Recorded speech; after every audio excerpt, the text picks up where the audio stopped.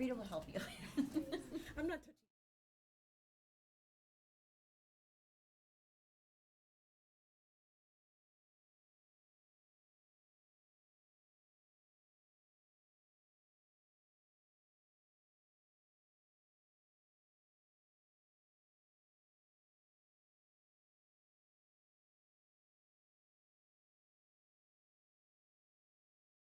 All right, so while they're doing that, we can start. All right, we'd like to reconvene the meeting for the St. Mary's County Board of Education for Wednesday, April 14th, 2019, and we will begin with the Pledge of Allegiance. Pledge allegiance to the flag of the United States of America and to the republic for which it stands, one nation, under God, indivisible, with liberty and justice for all.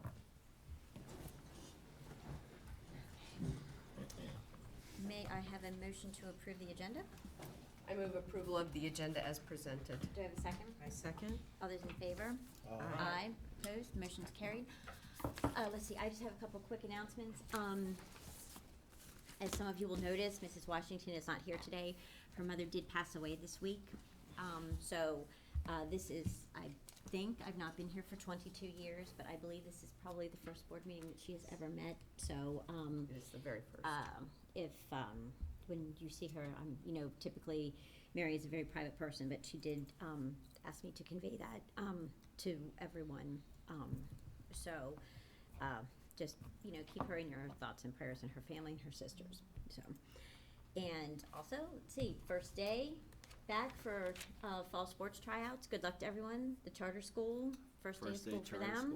Yep. So it is the gradual easing into the 2019-2020 school year. So Yes. all today. So, and with that, we will start with board reports.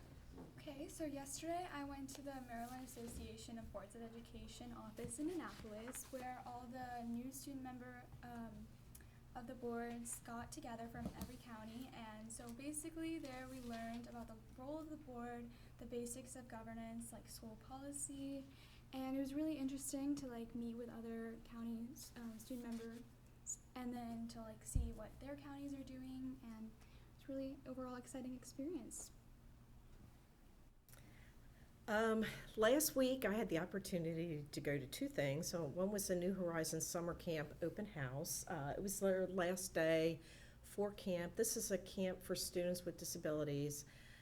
It's a cooperation between the school system, the Parks and Recs, or the county. It's a great thing for the kids to get to be out, go to a lot of fun things, whether they're going, let's say, to the pool or on a field trip. While they're there too, if there's anything that they need, whether it's physical therapy or speech or anything like that, they also receive those services while there. It was a great program. The kids worked really hard to put together songs and a lot of artwork. It was a lot of fun, and I enjoyed it. One of the county commissioners, Eric Colvin, was able to also make it. Like I said, it's a good cooperation between the school system and the county government. Just a real quick, I went to Colonial Square night. I know that there was a lot of areas within the county that had National Night Out. I always choose to go to Lexington Park to see a lot of the kids there and just find out how their summer's going. Dr. Scow was there along with a lot of the sheriffs, the Coast Guard, the police department. Well, I just said the sheriffs and county commissioners. And then they, cook hamburgers, hot dogs out there. Just something for everybody to get together. So that's what I did. I attended the Aviation Appreciation Conference, I guess you'd call it. It was up at the Governmental Center about 2 weeks ago. And they had a number of aviation stakeholders that showed up. The county commissioners were there. The University of Maryland gave a demonstration of their autonomous vehicles. And they had a drone that they demonstrated. And it was quite interesting event, and it was well attended. Also, I just, on a personal matter, my daughter visited us for the last, she's been here about a month. She teaches English in Abu Dhabi in the United Arab Emirates, and she teaches Emirates, I guess that's the way to pronounce it, English, and she's employed by the state. So she's back for she's leaving in a couple days, and we enjoyed her company. That's what I have no report, just sucking up the last of summer vacation and various road trips, so that's it. I want to highlight a couple of things with respect to the Tech Center. Congratulations to Eric Millam, Bonnie Skinner, and Mary Thompson, all of whom are instructors there and who are support students in the Skills USA competition. They, along with a number of students who won at the Nationals for Skills USA, were featured as part of the Fox 5 Zip Trip in Leonardtown. They did a wonderful job talking about the various programs, and so kudos to all of them, because obviously they came in and did all of this on their own time. This was outside of In between the rain. yeah, and yes, and they survived all the rain. I also want to say congratulations to the electrical wiring instructor, Michael Town, at the Tech Center, who has been recognized as one of 50 semifinalists for the 2019 Harbor Freight Tools for Schools Prize for Teaching Excellence. Harbor Freight intends to hand out about $1 million in prizes in the coming weeks, and so I say good luck to Mr. Town. He's done an incredible thing with the electrical wiring program at the Tech Center. The work he's done there, and this past year had a signing ceremony for students he had taught who were leaving there to go on to other opportunities within the electrical field. He's really done quite a bit to bring about that program and to really ramp up expectations, but also outcomes for those students. So congratulations to him as well. And I don't know what he has to do in order to qualify for any of, to become a finalist or to receive the award, but I hope that if there's anything we as a school system can do to support that, we will certainly do so, or if the community can. So. And Mr. Town does a wonderful job of really getting students engaged in work and demonstrating the professional pathway through the skills and trade. It's just quite amazing.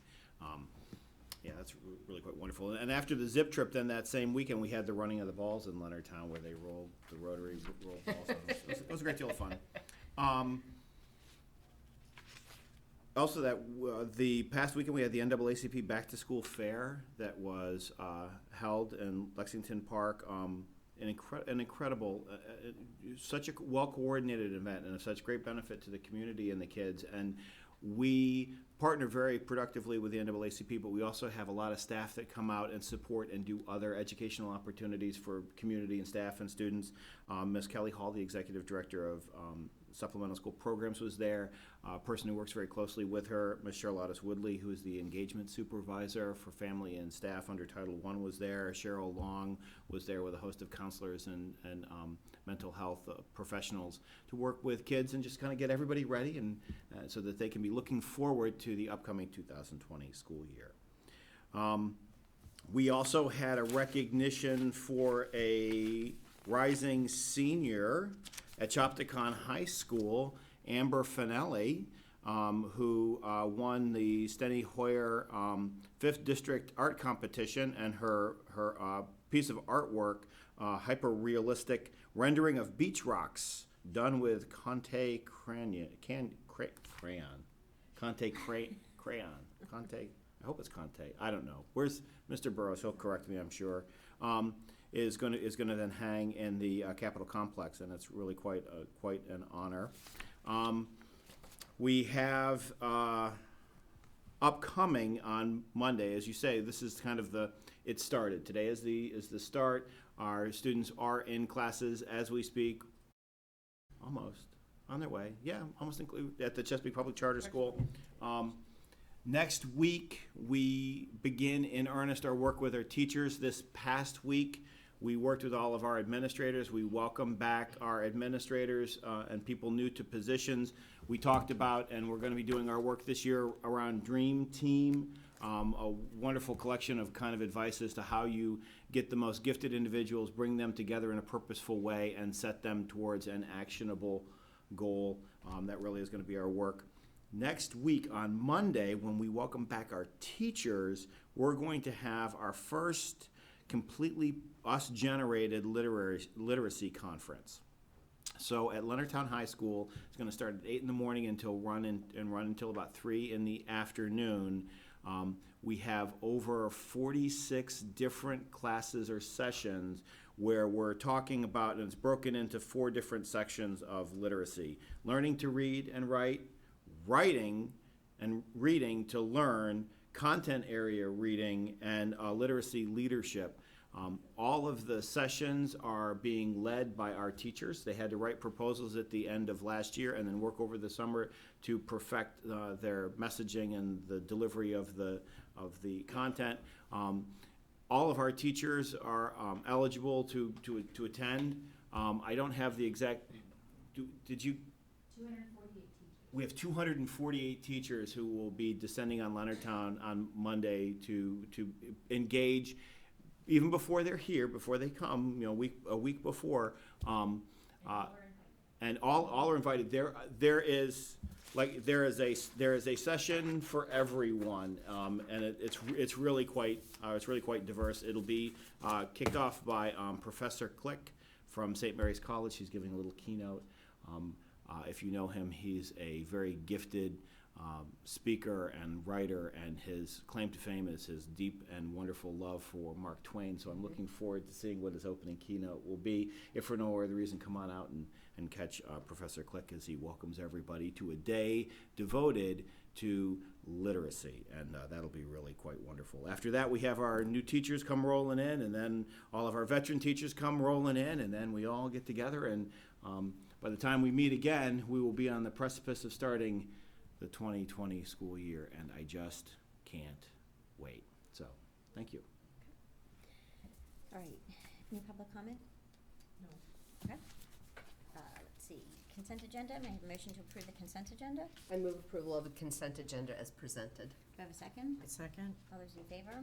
Aye. Opposed? And next up is Ms. McCord with the budget adjustment coming out of Kerwin.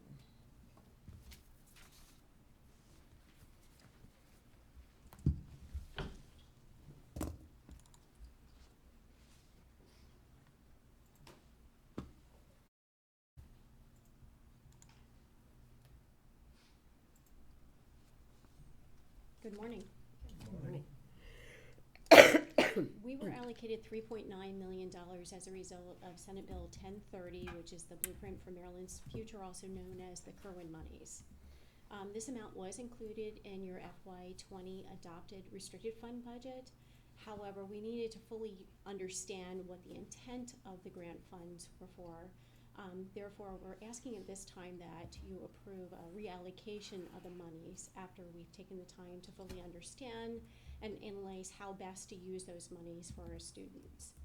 The adopted budget included 3 positions. We're asking that the budget modification allow for the additional 4 additional positions, 1 for special education teacher at Great Mills High School, 1 for a special education paraeducator at Leonardtown High School, 1 lead interventionist for our transitional supplemental instruction program, and 1 early childhood teacher liaison.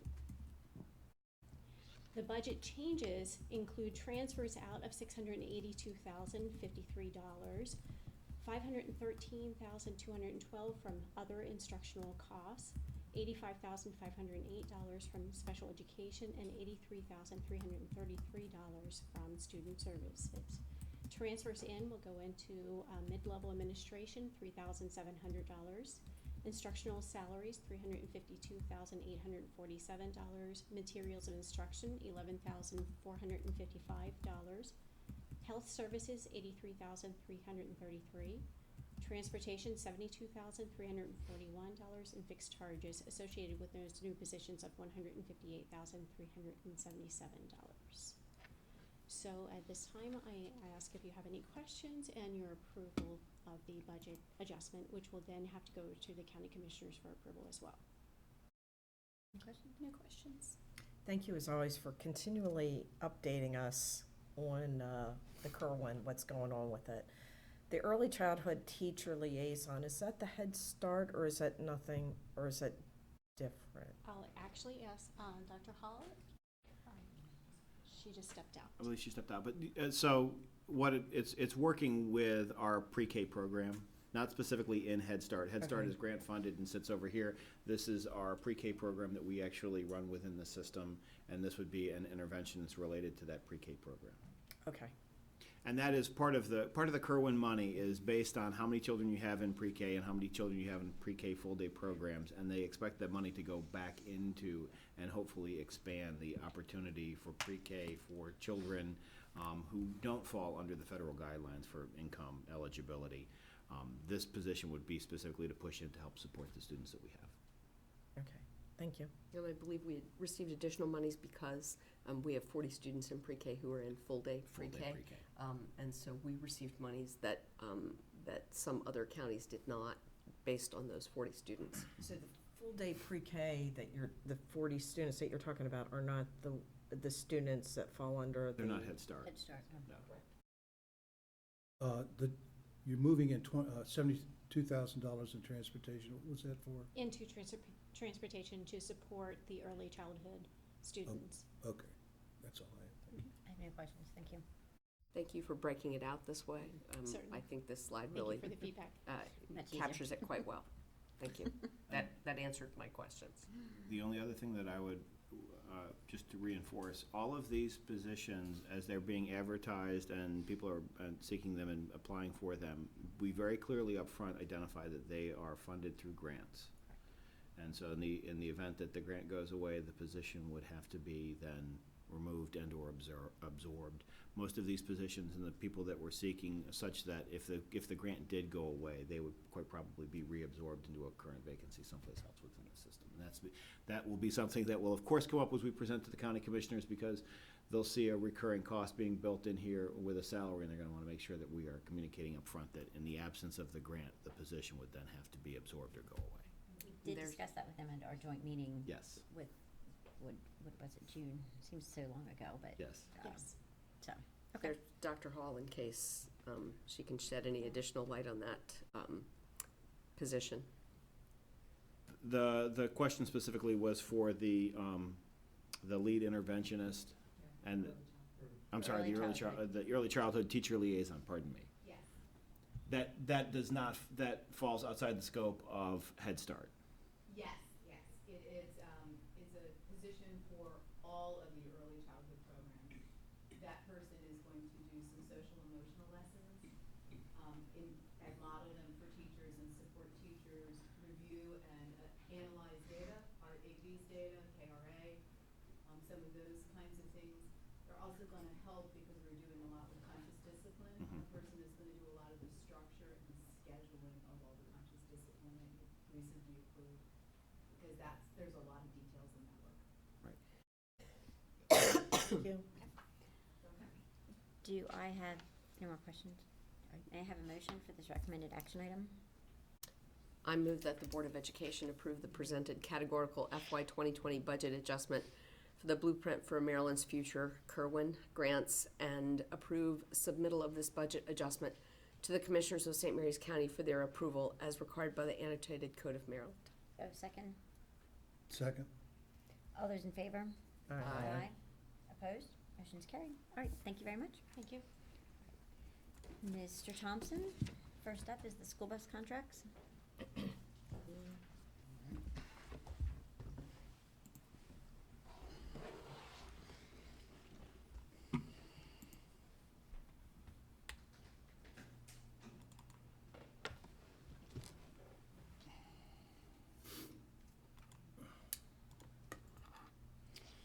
All right, good morning.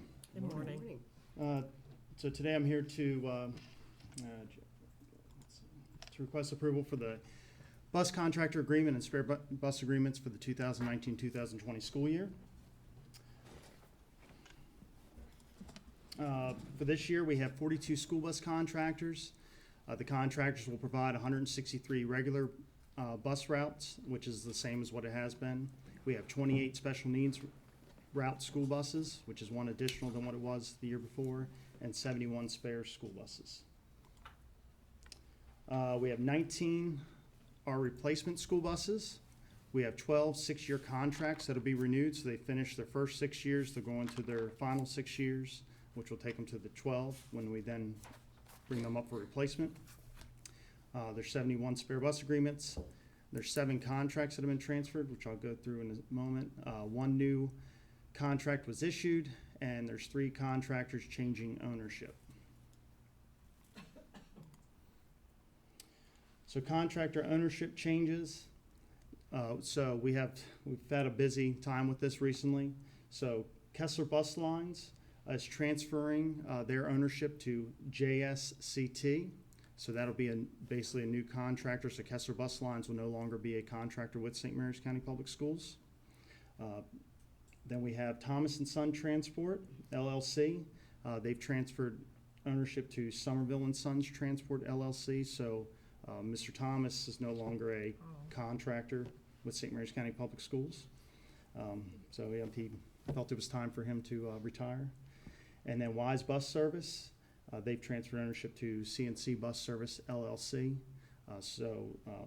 Mr. Bobby Wise, his father, and they've been doing this since the 40s with St. Mary's County Public Schools. They are no longer a contractor with St. Mary's County Public Schools.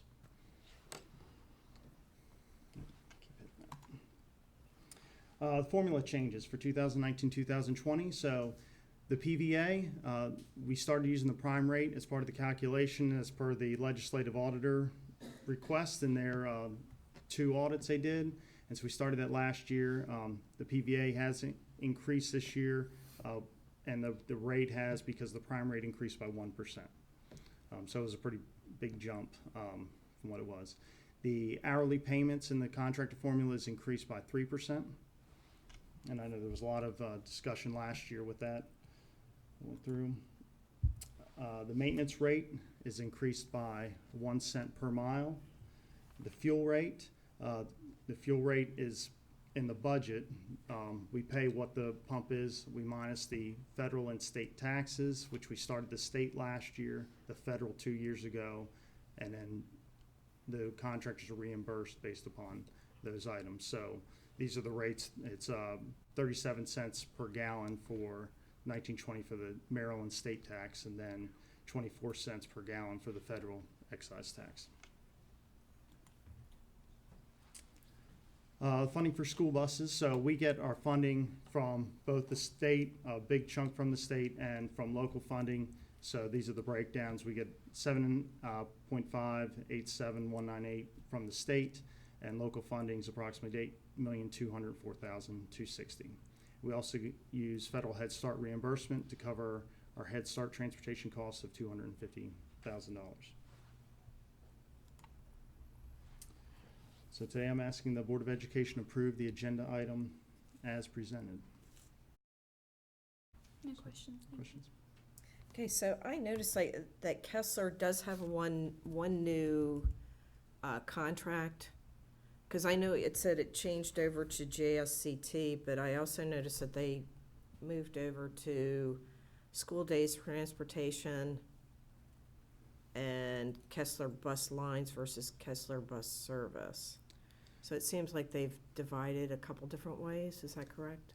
So at one time, we had 3 Kessler brothers that all owned contracts stemming from their father, Leonard Kessler a number of years ago. Steve Kessler, he was Steve Kessler, and he turned his company into School Days Transportation. Okay. You had Mike Kessler as the primary owner, who owns Kessler Bus Service, and then Jay Kessler, who is the owner of Kessler Bus Lines, LLC. Steve passed away unexpectedly a couple years ago, and his wife had the School Days Transportation, was running School Days Transportation. And recently, Jay has assumed control of taking over school days transportation, and so he's relinquishing his name as Kessler Bus Lines, and he'll be running school days, and then Mike is running Kessler Bus Service. So the new contract is going to Kessler Bus Service Okay, as opposed to Kessler Bus Lines, okay, and he's okay. taking over. Yeah, you gotta- Okay, I was just a little I'm trying to keep confused it with all straight. that, so. That was kind of a who's on first sort of Yes. deal, thanks. And, Sounds like illusion to me. what was it?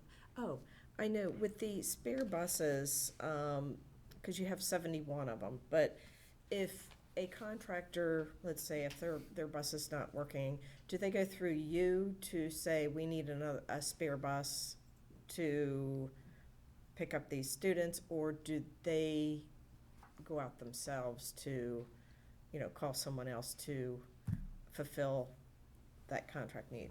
Yeah, their responsibility under the contract is that they have spare buses or they have a way to cover their routes in need of a breakdown or some other issue with the bus. So if they have spare buses, they'll use one of their spare buses or they'll contact the contractor. There are times when they'll contact us and say, the spare buses are all in use and I cannot locate one. Do you have one that the board owns? And we will at times allow them to use a board bus if it's an emergency so we can get the kids home or to school or, because our priority is getting transport for the kids. Okay, I wasn't sure if they were responsible for finding a spare bus if they did not have one, or if it came through you. Okay, all right, thank you.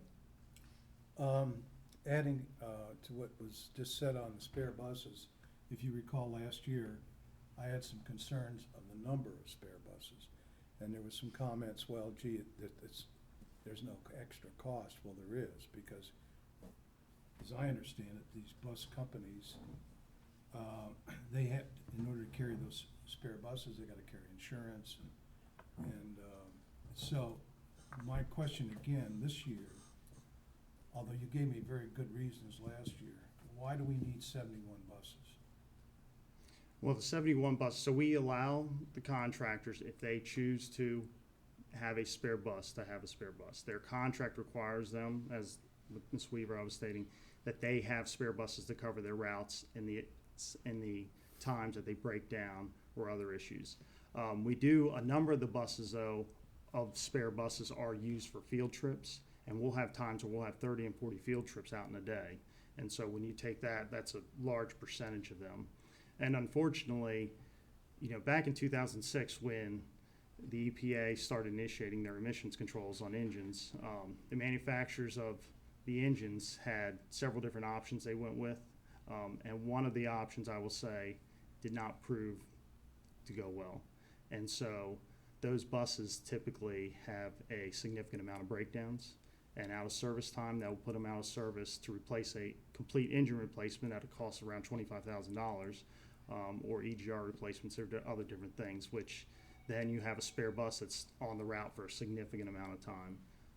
Now we're hopefully getting more to the end of those, because those buses, they went through about the 2011-2012 school year, and then they're phasing out now, to whereas the engines purchased since then have been running much more reliably, but they were a big effect, I think, into some of the fears of contractors of having buses breaking down all the time.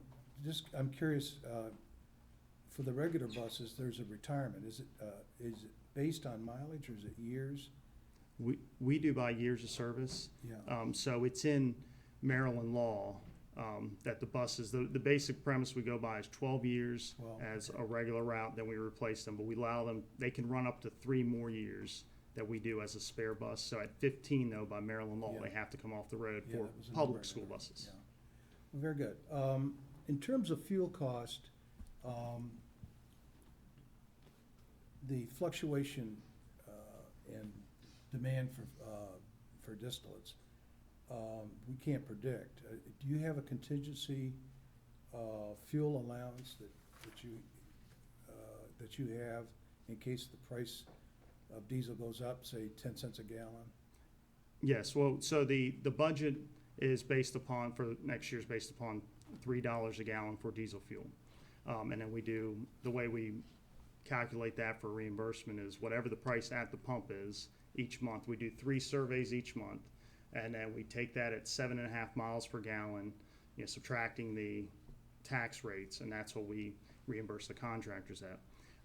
If the rate would go above, say, $3, and we'd be looking at going over budget, we do have a contingency fund. I believe it's $1 million, if I'm not mistaken. That's in the Ms. McCourt knows that's in the Fund balance. The fund Fund balance is balance. $500,000 for the, For fuel. for the fuel. that if we go over, that'll cover Okay. that.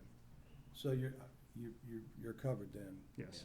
Now, you mentioned you're paying fuel at pump price less taxes. Yes. Now, you're buying a lot of fuel. Do you get any discount at all on economies of scale from the supplier? Well, it's up to the contractors for their fuel purchases. Okay. For our board buses, we buy all of our fuel through the county using the county fuel pumps, either on St. Andrews Church Road or here in Leonardtown. Okay. Some of the contractors with more buses, if they have 10 or 20 buses, a lot of them will buy bulk fuel, and they may get discounts. But some of the smaller ones that have 1, 2, or 3, it just doesn't work out for them to have a bulk fuel purchase, so they'll use a pump price. But Sure. sometimes there's some they can work out deals with the vendors, but it's on them for their choices. Okay, thank you, that's all I have. On the spare buses are also used for transportation to sporting events for sports teams as well. Yes. So Jim, in addition to your spring and fall, when you have the majority of your field trips, you also have sports that are sometimes leaving at 1:30 or 2 o'clock. So that's why you need the spare buses, because you can't pull from a route. Because the bus goes and sits with the team Right. until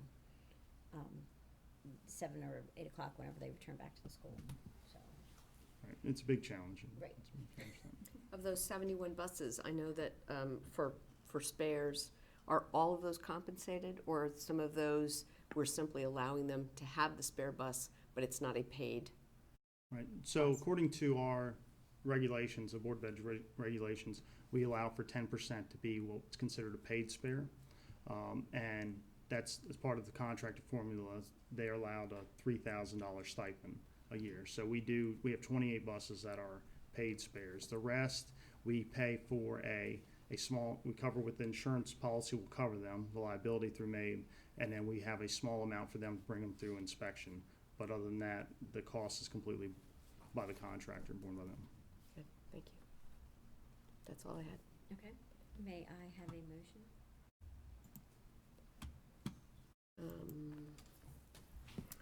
I move that the Board of Education approve the bus contractor agreement and spare bus agreement for the 2019-2020 school year as detailed on the list provided by staff. Do I have a second? I second. All those in favor? Aye. Opposed? All right, motion's carried. You're good to go on bus contracts. Thank you. Now you can just move straight into their health and welfare trust.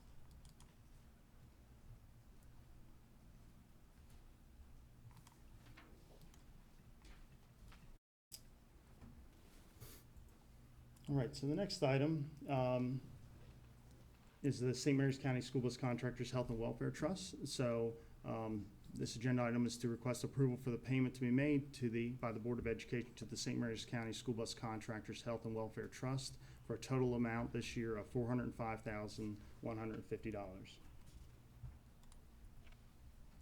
A little bit of background. Again, the trust was established in 2003. It was a joint collaboration between St. Mary's County Public Schools and the St. Mary's County School Bus Contractors Association. Provided an opportunity for full-time contracted school bus drivers and school bus attendants to purchase health insurance. Prior to that, there was no health insurance offerings to bus drivers and bus attendants, and that was seen as a big reason why there was struggles getting drivers and attendants to be on the school buses. So St. Mary's County Public Schools provides an annual contribution. Any yearly deficits are the responsibility of the trust to cover and not St. Mary's County Public Schools. Any excess funds are placed in the trust reserves. The coverage is available to full-time contracted bus drivers and full-time contracted bus attendants. So any subs are not eligible for it. It's just you have to be assigned to a bus and for the whole year, every day. The contractors report their names to the insurance company who oversees the process. 163 contracted regular route school buses this year and 28 contracted special needs routes for this school year will be covered under this. The management of the trust is done by Insurance Solutions.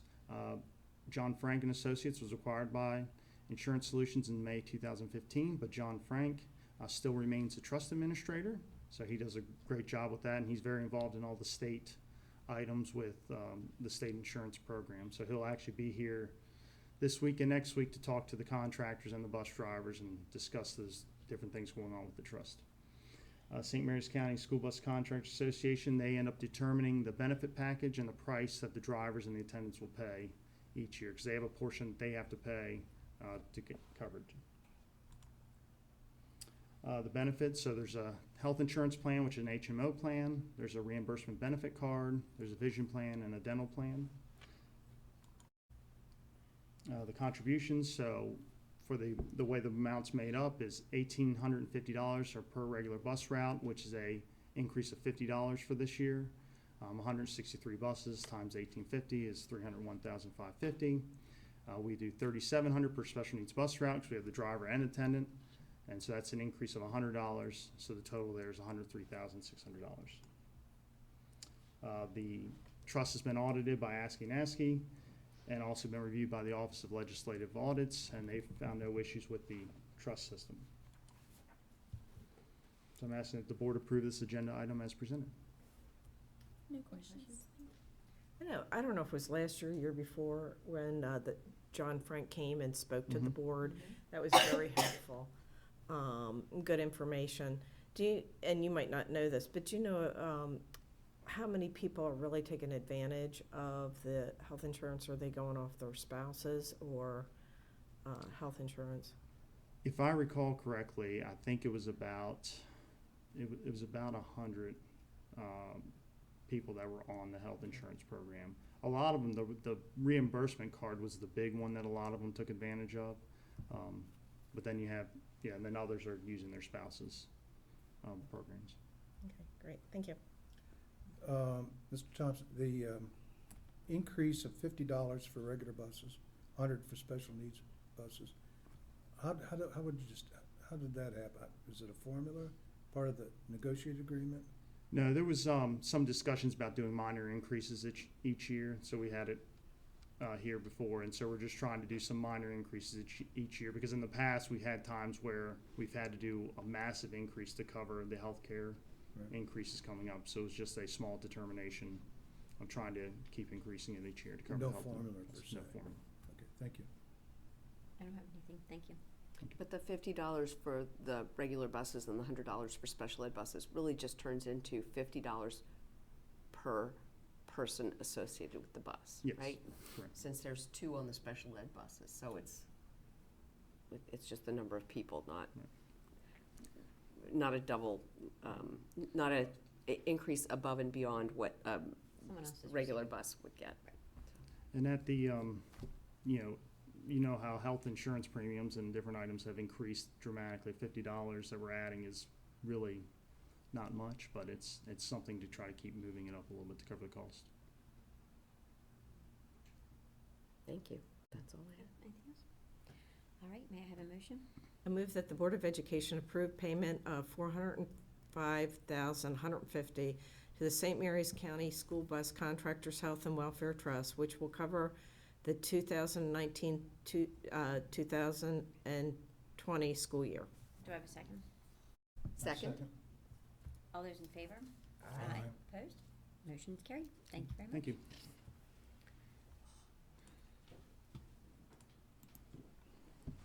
All right, next, Mr. Varner. With our industrial hygiene services.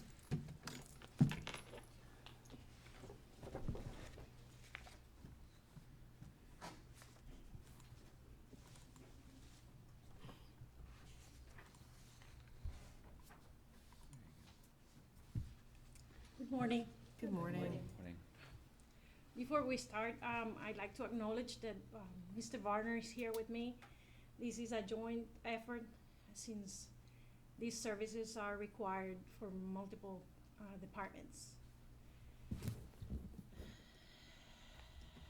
So we are here to request the approval to award indefinite quantity contracts for industrial hygienist services based on unit prices to Bata Environmental Associates, Soil and Land Use Technology, Professional Service Industries, Area Environmental, and KCI Technologies. Most of the board members are familiar with this industrial hygiene services because we've had these contracts before, but I would like to take the time to refresh and maybe share some information about what and how the industrial hygienist was created. An industrial hygienist has an important part in the occupational health of working environments and the health-related issues that come with exposure to hazard environments. It was created after World War II, even though it has always existed, and this was a job that was mostly performed by physicians. It was after that fact that the need for more specialized professionals came when we started noticing that we had to, more regulations came into effect, and the importance of these workers were exposed to hazardous environments. And that's how the industrial hygienist or occupational hygienist was created. It's known in the industry for both terminologies. And it is the science and art that deals with anticipation, recognition, evaluation, and control of human exposures to hazards in the working environments. In a school environment, industrial hygienists provide a wide several services. We use them a lot for indoor air quality, primarily for the presence of mold, control of humidity, volatile organic compounds. And we use them to monitor asbestos-containing materials to make sure that they don't become friable. We use them to test possible hazardous materials, especially when we are starting to do a demolition or a disturbance. We use them to update our 3-year AHERA plan. And AHERA, it's a federal mandate that is required for public schools and nonprofit schools to inspect every 3 years their schools and have a plan, a management plan for asbestos. And they provide protocols, recommendations for mitigation of those environmental hazards. Industrial hygienist services at St. Mary's County Public Schools are utilized by several departments, like I mentioned before, within the Division of Supporting Services, and the Department of Operations, Maintenance, Design and Construction are usually constantly using it, as well as sometimes capital planning. There is the need for a short note. Most of the times when we have to do these assessments are done on a short notice, and we require that they have prompt responses to us. And this year we are due to do the reinspection of the HERA documents. So we expect to have them working with us quickly. The procurement, we consider these a professional services. And as a professional services, we analyze through an RFP, but we analyze both the technical qualifications and the price proposals. We advertise on eMaryland Marketplace on June 13. We reach out to 96 vendors and contractors. And from those 96, we got 5 proposals on June 28th. And our committee, based on Mr. Varner, Mr. Whitten, Mr. Whitlock, who is a project coordinator at Design and Construction, and myself, evaluated these 5 proposals. because it's a professional service, and we value this on technical expertise. We give very much importance of their professionalism and the expertise of all these firms, and we give that was the consideration was given more to the technical qualifications and experience, even though we analyze their pricing too. St. Mary's County Public Schools has a sole discretion on decide which firm we're gonna hire for different services. And this contract is, what we're proposing is a 1-year term with 2-year options for renewal, which is the same contract we had before. And there is no guaranteed minimum amount of service to be rendered under the contract, although we expect not to exceed up to $75,000. And the 5 firms that submitted their proposals,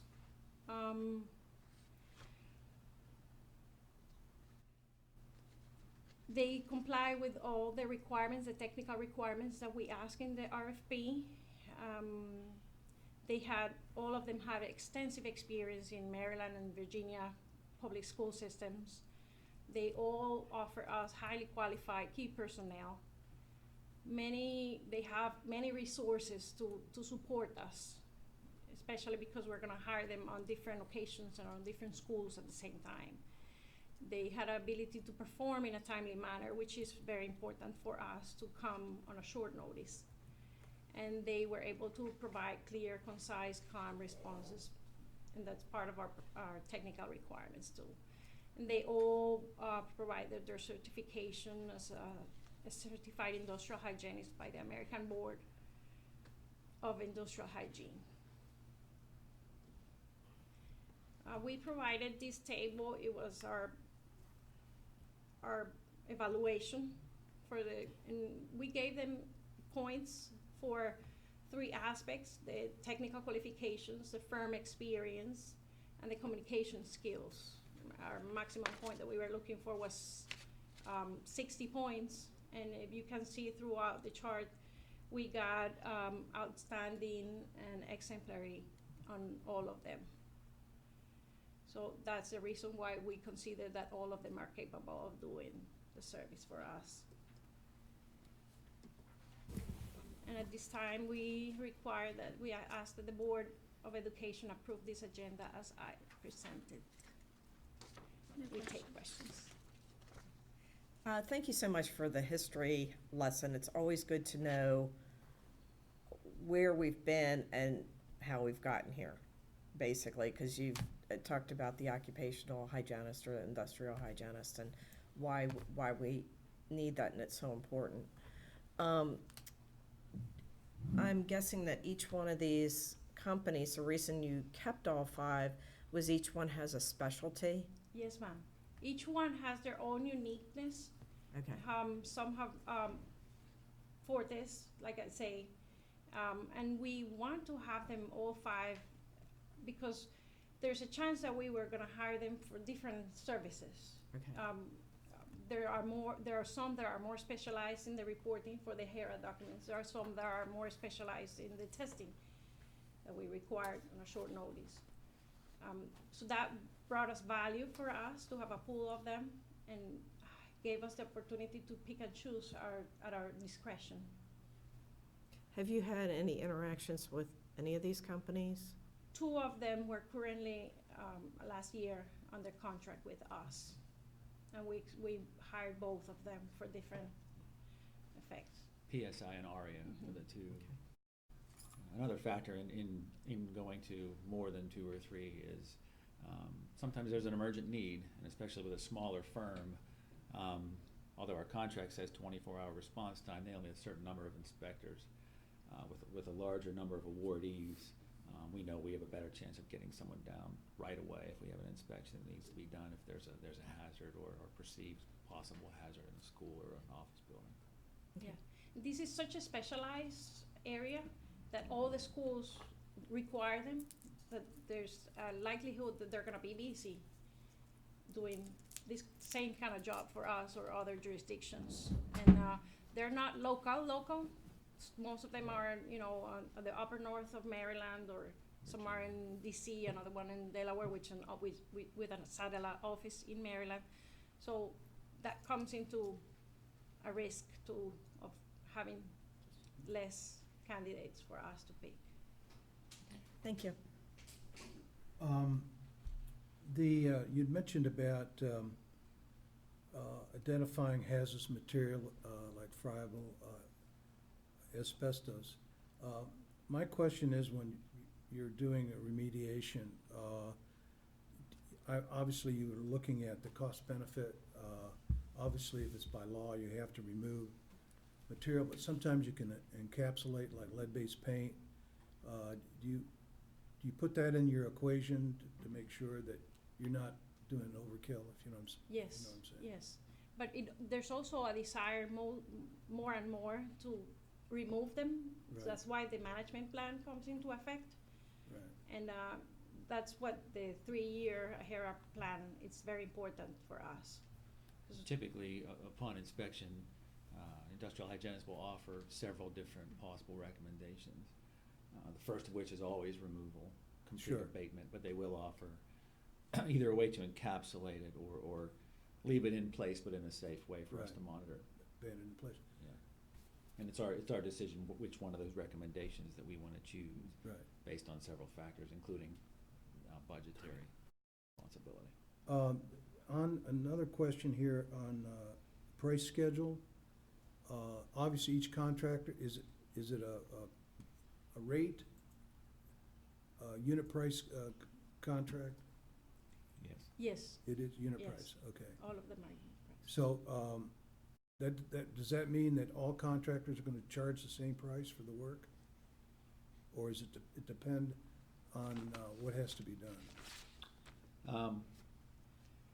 Go ahead. No, go ahead. We I do guess have what I- unit price. Did you receive this as one I of the did, yes. attachments? Okay.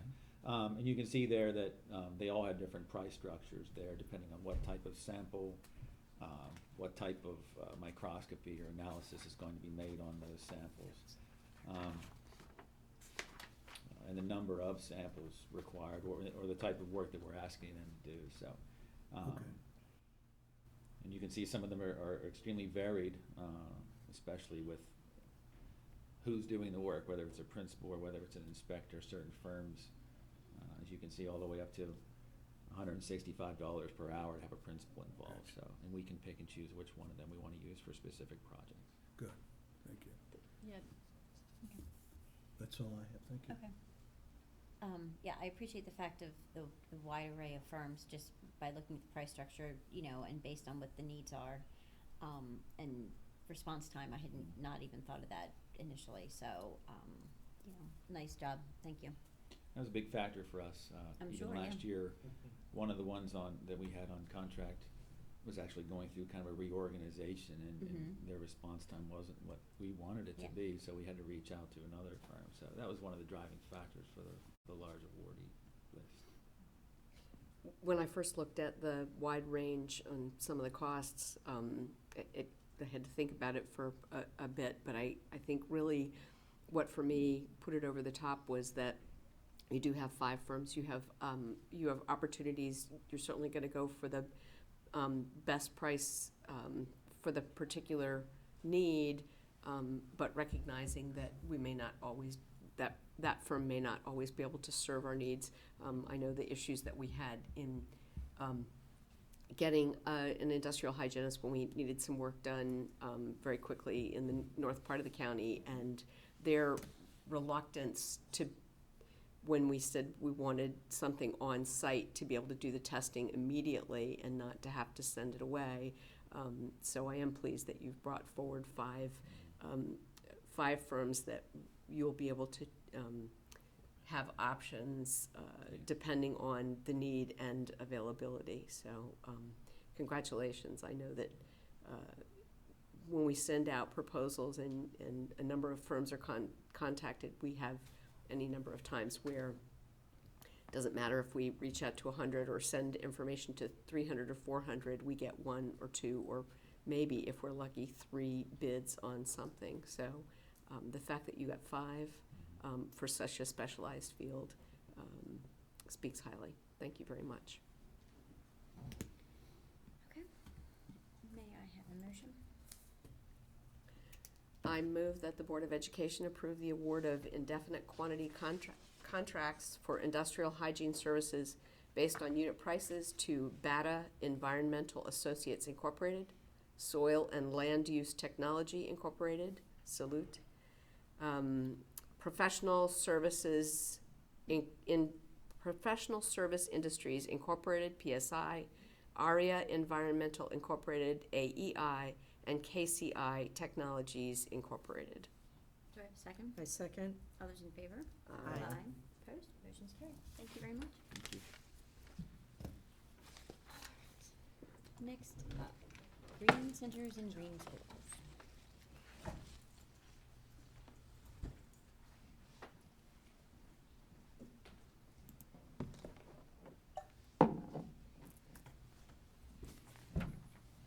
Welcome, welcome. All right. Good morning. Thanks for giving us a few moments to bring what I think is some very good news regarding green centers and green schools. This year, the Elms Environmental Education Center was recertified as a green center, and also Mechanicsville Elementary School is recertified as a green school. We also have one new green school, and that's Captain Walter Francis Duke Elementary School. And Mr. Hayes and I are here today just to share a little bit about what it means to be a green center and a green school, the application process, and who are the rest of our green schools, and a little bit of good news about funding towards the end. So the goal of the Green Center program is essentially to support schools that are working towards becoming certified as green schools. Specifically, the goals are to implement environmental education, which is our bread and butter, main thing that we do, to implement best management practices in how we run the center, and to engage the community in our efforts. So the application process, it's at least a 2-year process. It includes collecting and evaluating information and artifacts that have about events and activities that have happened over the last 4 years. So it can be up to 4 years. You're given a rubric, and the number of pieces of documentation, number of activities are required. They tell you what's acceptable, barely acceptable, what's good, what's excellent. And if you are certified, it's valid for 4 years. You can reapply for recertification every 4 years, which is what we've done. This is our second recertification.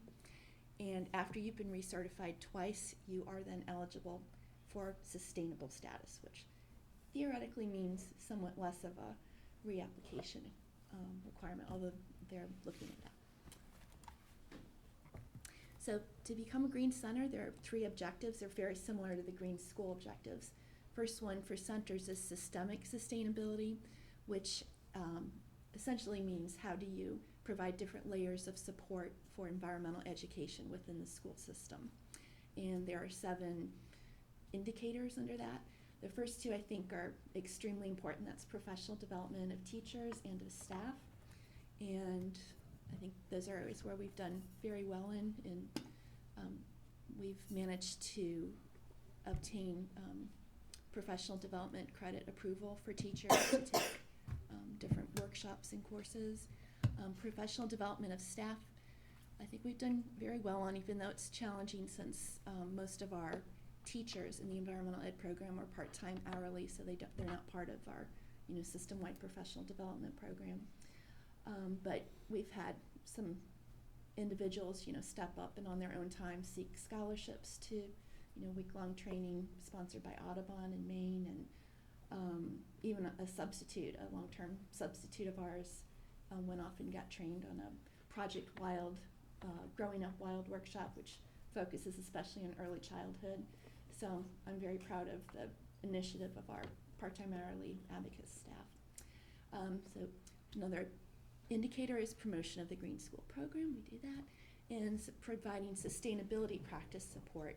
And that is providing support to schools. For example, Captain Walter Francis Duke Elementary was interested in doing more composting, so we were able to provide them with instructions and guidelines, and actually we had 2 composters that had been donated to us that we were able to pass on. And we try to be a hub of, donate it to us if you don't need it, and if we can't use it, we'll find somebody who can apply it. So a few more sub-objectives under 1. We support green school applications. We worked a lot with Mechanicsville this year on their reapplication. Duke, pretty much, they had it going on by themselves. It's a great effort. It's a big effort, and it usually, unfortunately, falls on one person. So whoever's responsible for certifying as a green school, you got to give it to them. And providing student programs, that's what we do, the environmental education program. And then environmental changes that have a positive impact on a center's culture. And objective 2, that goes into the sustainability practices within the center building and grounds itself. There are a total of 7 subcategories here, including water conservation, energy conservation, solid waste reduction, habitat restoration, and then we have the next 3 are structures for environmental learning and responsible transportation, healthy school environment. And one thing I'd just like to highlight here, the last several years we've really worked on our structures for environmental learning, which is basically a place where the students can learn outside. We had, unfortunately, a couple of large trees come down during, I think, post-Florence last year, and supporting services was able to cut those trunks into nice little stumps, and we have a little sitting circle near one of the pond areas that's used frequently by our 4th grade students and several others. And we were able to, a couple years ago, replace our picnic tables that had been sometimes almost 2 decades old.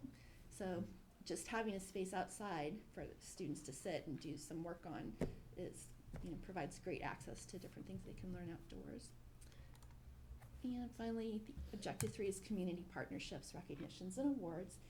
And I'd like to think we do a great job working with a lot of different organizations in the community, including St. Mary's College. And one thing we've done with them is work with their MAT science method students. So getting environmental education incorporated into the classroom, not just as a one out. It really starts with training the teachers that are coming up. And so several of the teachers that we've worked with are now here serving in our district.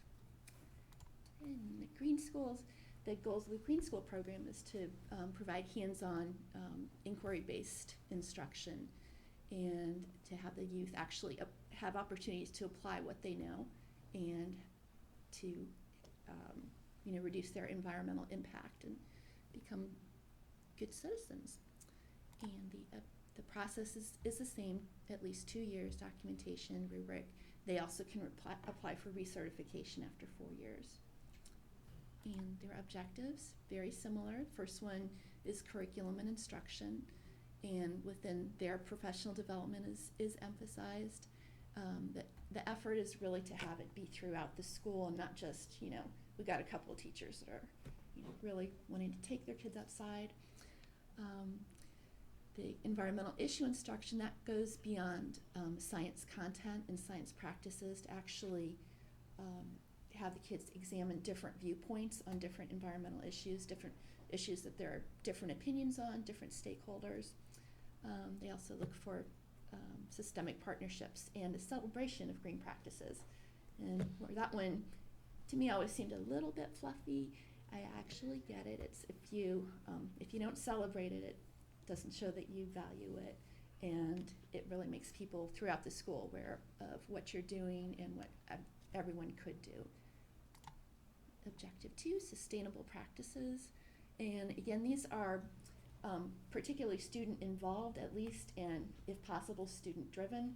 So it's not going to be, great practices where we don't use, toxic insect repellent around the students, because the students have no input into that. We're looking after them, but trying to encourage the students to look around and say, what could we do? What could we be doing better here? And again, community partnerships, awards, and recognitions. So those are the objectives. Our current green schools, we have 17 of them. Our longest standing green school is Hollywood Elementary. They were part of the original green school certification in 2009. And you see the little star after their last certification. That indicates that they are now sustainable. And we have a few more. Oakville Elementary is also sustainable, and I had the opportunity to work on their 2006 application when I was a teacher there. And that was an education, what that whole process is. And finally, there is some funding that if a law went into effect, the Green Schools Act is what it's known as. Funding will be available not this fiscal year, but next fiscal year. And schools will be able to apply for it through an online application. And total of $115,000 will be available during the first year, and it'll grow very incrementally for 5 years, all the way up to $116,500. And this is meant to help schools support environmental education, professional development of their teachers, especially transportation to off-site field studies, and general green school programs. So with that, do you have any questions at all about green centers or green schools in our county? I think it's great that more schools are becoming certified as green centers and green schools. So I did a question about the instruction. So would that be implemented as part of the curriculum for all green schools? As far as just in general with the Green Center school program? Mm-hmm. Yeah, the goal was to have it implemented throughout the curriculum. So ideally, it's not just, the science teacher or maybe science and social studies. You can see it tied to social studies. But as far as, environmental art, music even, writing, of course. So the goal is to have it throughout the school. And we have new science standards in the state of Maryland, and the beautiful thing is that environmental education is automatically part of those standards, so it is embedded within the curriculum outside of what the green schools do. Thank you. Kind of feeding off of your question too, that do you go to the schools to work with the teachers, or is this only through staff development, or? Excellent question. We've been trying to ramp up what we call ELMS to Go, which is basically us going to the schools and assisting teachers, side by side, individual professional development, maybe leading classes or investigations outdoors. Several schools have either STEM days or science days or green days where they celebrate mainly in the springtime different activities depending on the grade level, and we'll help in designing different activities and providing resources and supplies, and a lot of times we can provide volunteers through our Master Naturals program. Okay. So, yeah, I wasn't sure if you went to the school we also. We are trying to as much as our time and staffing involved allows. So. Okay. Now, this has to do with Elms Beach, basically like the building and all. Mm-hmm. Who is responsible to ensure that that building is maintained? Is it the county? Is it the school system? Is it, Okay. I know that there is a group that, I guess you would say, a committee that gets together that does advising. Yes. But it's been brought up to me, this has been several times, like throughout the years, but, about the concerns of the maintenance of the building and the property. Okay. Yeah, it's a good question. You mentioned Elms Beach, and even though we are along the beach, Elms Beach properly is the name of the county-run park that's just to the south of the Elms Right. Environmental Education Center. So the park, Elms Beach Park, of course, is maintained by the Parks and Rec. The Environmental Education Center is, I believe, well maintained by our SMCPS maintenance department.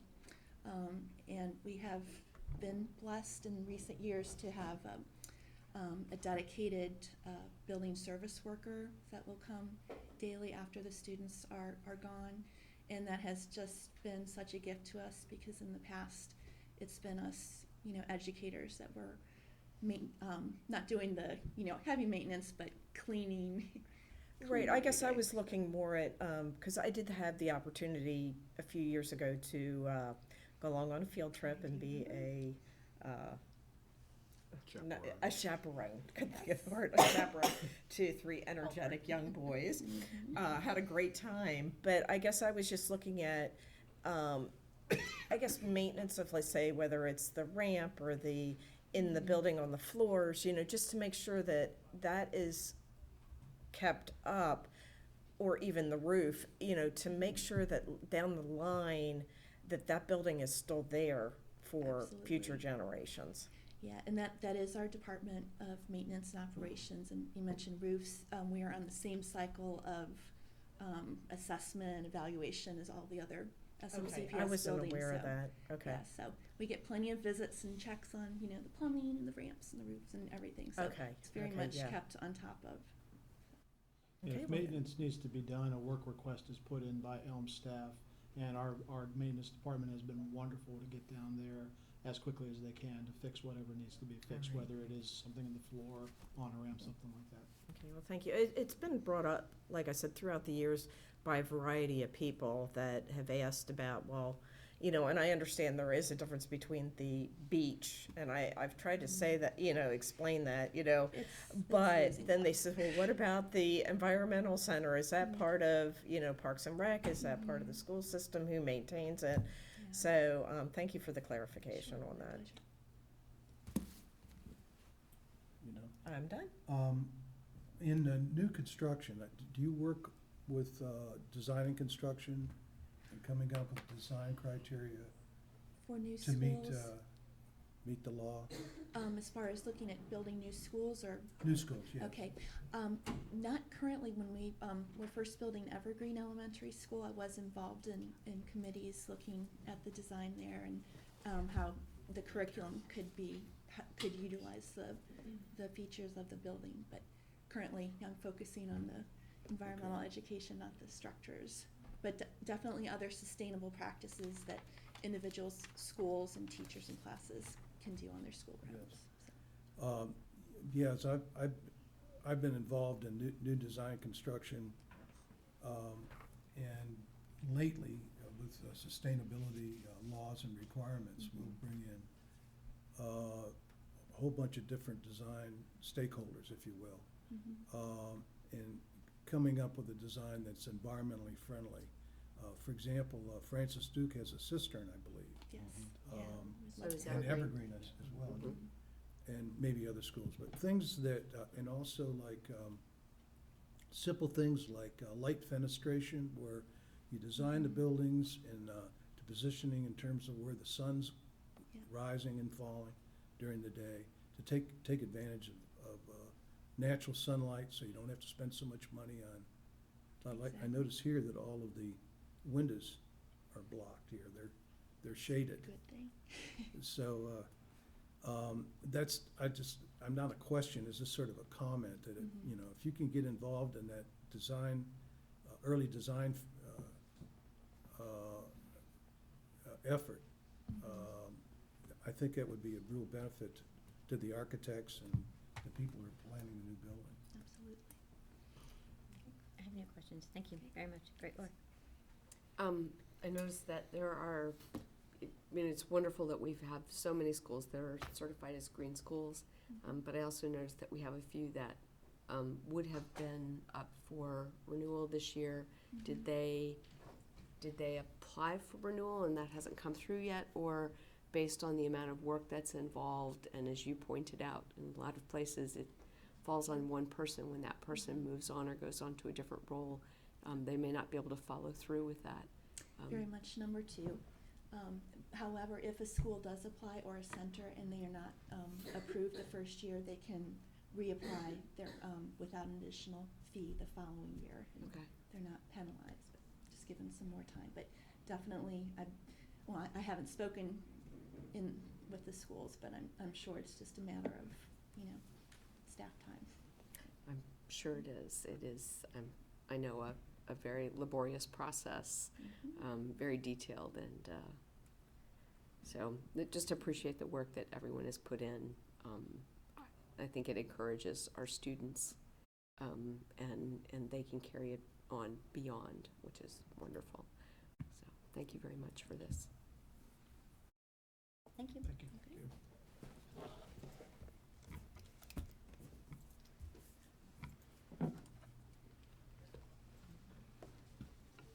All right, next we have a information item on the charter school renewal with Ms. Funya, Ms. Mary Beth Nauman, and Dr. Hall.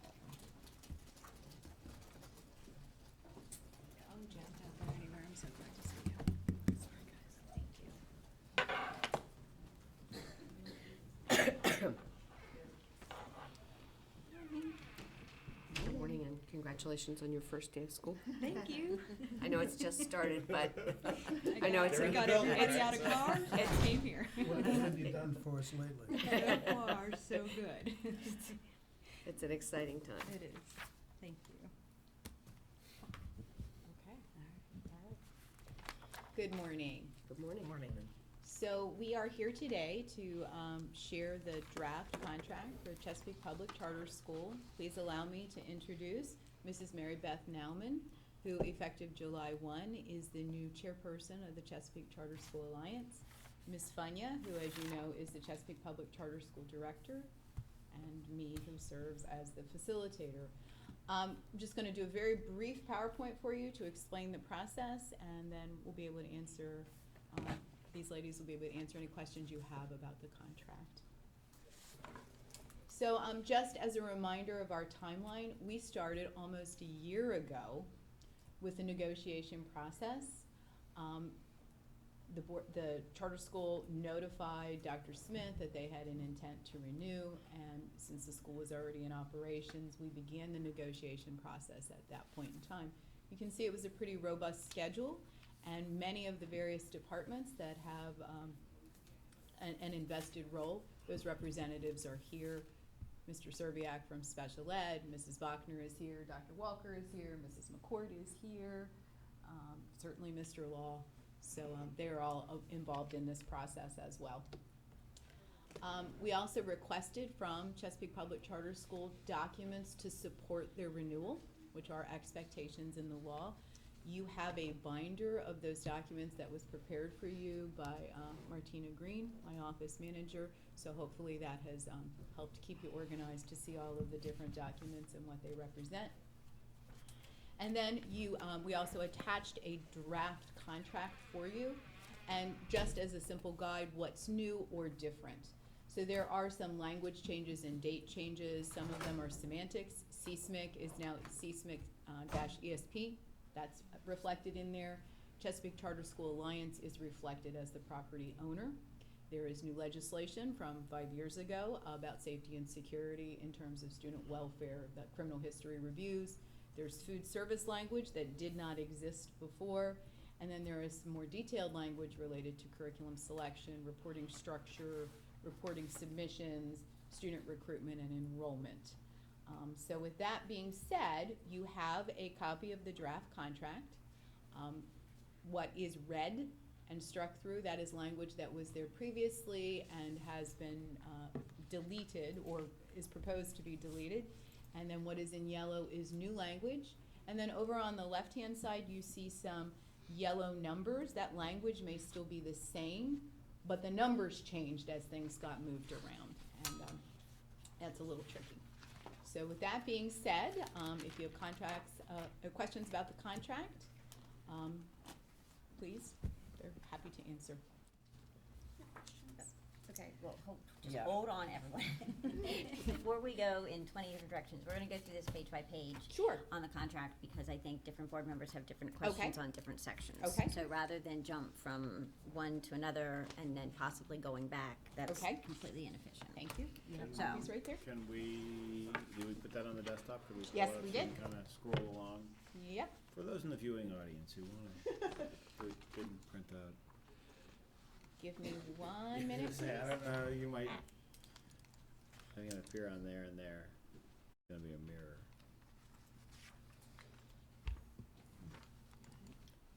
Yeah, for me, it was more a function of where I was going to be, where I was going to be when I was going to be able to read it. And so if I wanted to get through it, I had It's no on the choice desktop, but to yeah. print it out. Yeah. Okay. There we go.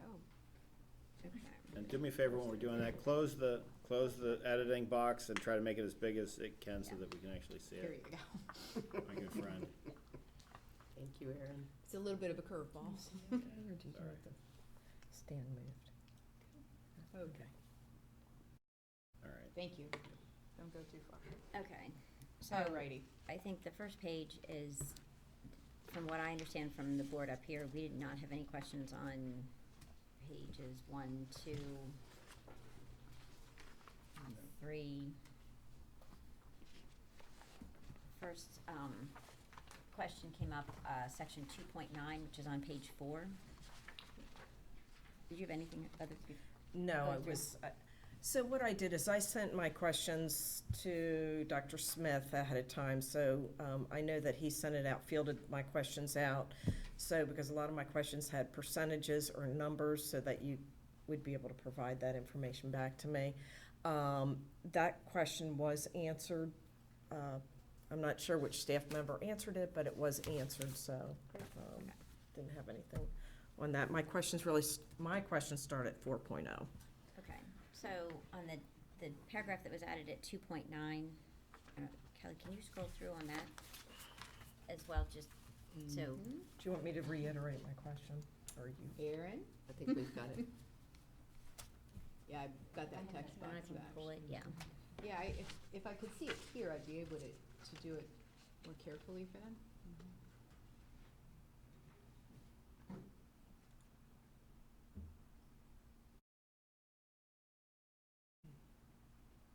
2.9. So page Yeah, 4. page 4, 2.9, that one Right there. There you go. Okay, so, I'm gonna kind of summarize this. The first sentence about the Alliance shall be responsible for the selection and implementation of curriculum which shall be in alignment with the state of Maryland standards, is fine, and I guess I understand from the discussions that we had with Dr. Smith, it was, the Alliance's attorney that added this, this paragraph. My concern is with, the second, about the charter school director will share and will answer. To me, that's kind of, soft language. I think the relationship that the board and SMCPS has with the charter school is that there is an open area of communication back and forth.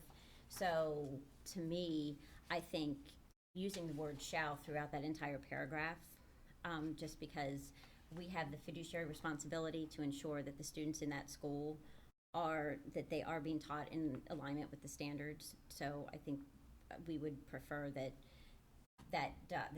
wording would be changed to the director shall answer. You know, same as anything happens with any other school in our system, going through content supervisors and you know, review and things like that. So. And I think we had actually come up with some kind of specific language as Mrs. Bailey and I met for our standard meeting with the superintendent on Right. Monday. And I think, I think Scott has all of that, but just And kind of heads up. Yeah, and so the first we had a really robust conversation about what makes a charter school and how important a public charter school is in that you have the flexibility and freedom to choose the curricular materials and sequence your instruction in such a fashion, but it doesn't fall outside the expectation that everybody, the instruction is delivered to the same set of Maryland standards or evidence tables, and then great opportunity to go back and specifically look at some of the performance evaluations for the Chesapeake Public Charter School, where we reinforce that according to the Maryland School Report Card, you were a 5-star out of 5 public school, the highest recognized scoring in St. Mary's County. And then we got to the evidence tables from the we don't have 2019 data, but we have the 2018 data. And at 2018, when we look at it by standard, by grade level, the charter school and your students far exceed the state average and SMCPS average as well as then the internal documents that we do that kind of track through. So the one thing we definitely want to come back to is recognize the exemplary job you're doing with your students and how well they perform given the implementation of curriculum materials that you use to achieve and perform according to the Maryland standards. The first, so when we looked at that statement to just have balance. So it's the Alliance shall select, the charter school director shall share and shall answer questions as we go through that, very much capturing the process that we've had for the last decade, where we talk through. And one of the things we actually touched upon was the fact that there's the sharing of best practices. You use a lot of the exact same curriculum materials and things that we use as a system. And ultimately, some of the things that you do that are very effective with students will actually be going down and sharing and bringing back to other schools.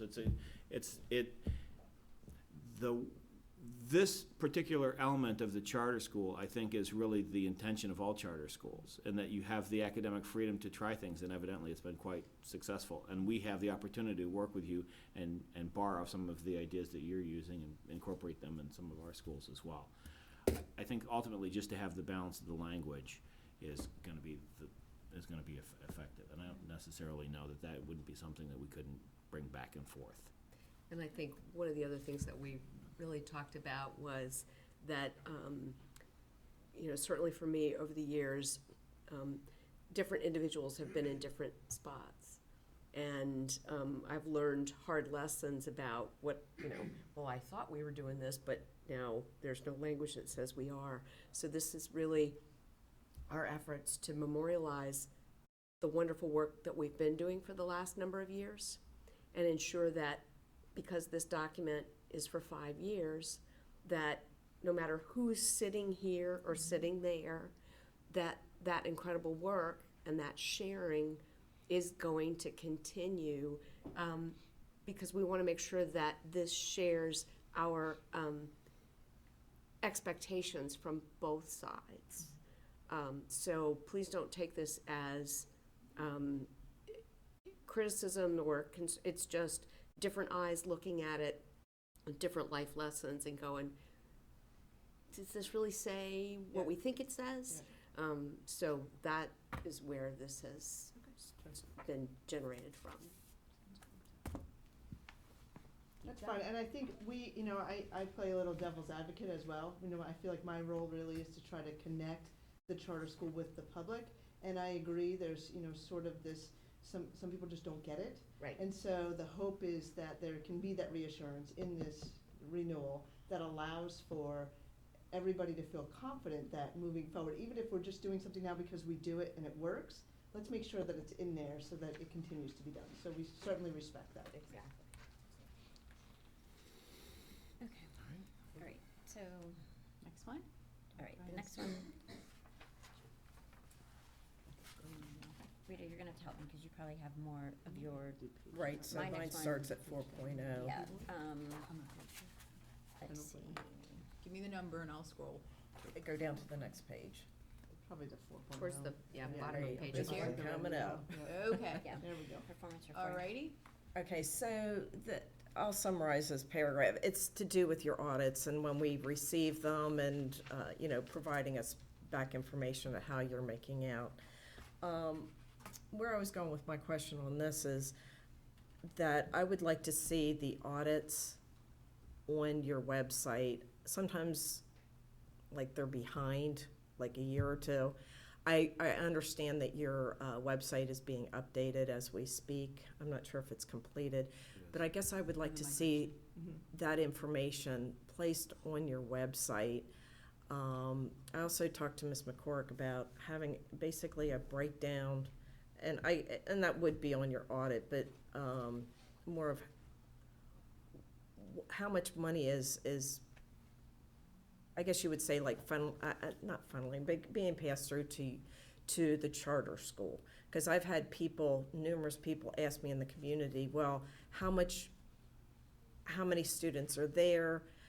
How many teachers are there? How much funding is being provided to the charter school? And I said a lot is supplemented through their fundraising, but people are asking me and would like to see this information. So, and especially the yearly audits, if those could be posted in a timely manner. Yeah. I think we can certainly put those documents there. I think for me, because if I'm understanding what the desire is, I want to make sure that, you know, putting these reports there is one thing, but putting them in a way that's actually readable to the public eye is another, That's what right? it needs to be. And so, because I mean, if you sit and, having sat in the finance meetings along this charter renewal, it's a lot, right? With all of the different numbers and where they come from, and you've got this 60 or 70 page budget that goes there. So I want to make sure that we're not just putting numbers out there to say, well, they're there, and you know, it's done in such a way. So I think maybe we need to look at exactly what the expectation is and do it in such a way that it makes sense for the public eye, as opposed to just putting, you know, audit logs up there that somebody's going to go, well, thanks for that, but it doesn't really mean anything to me.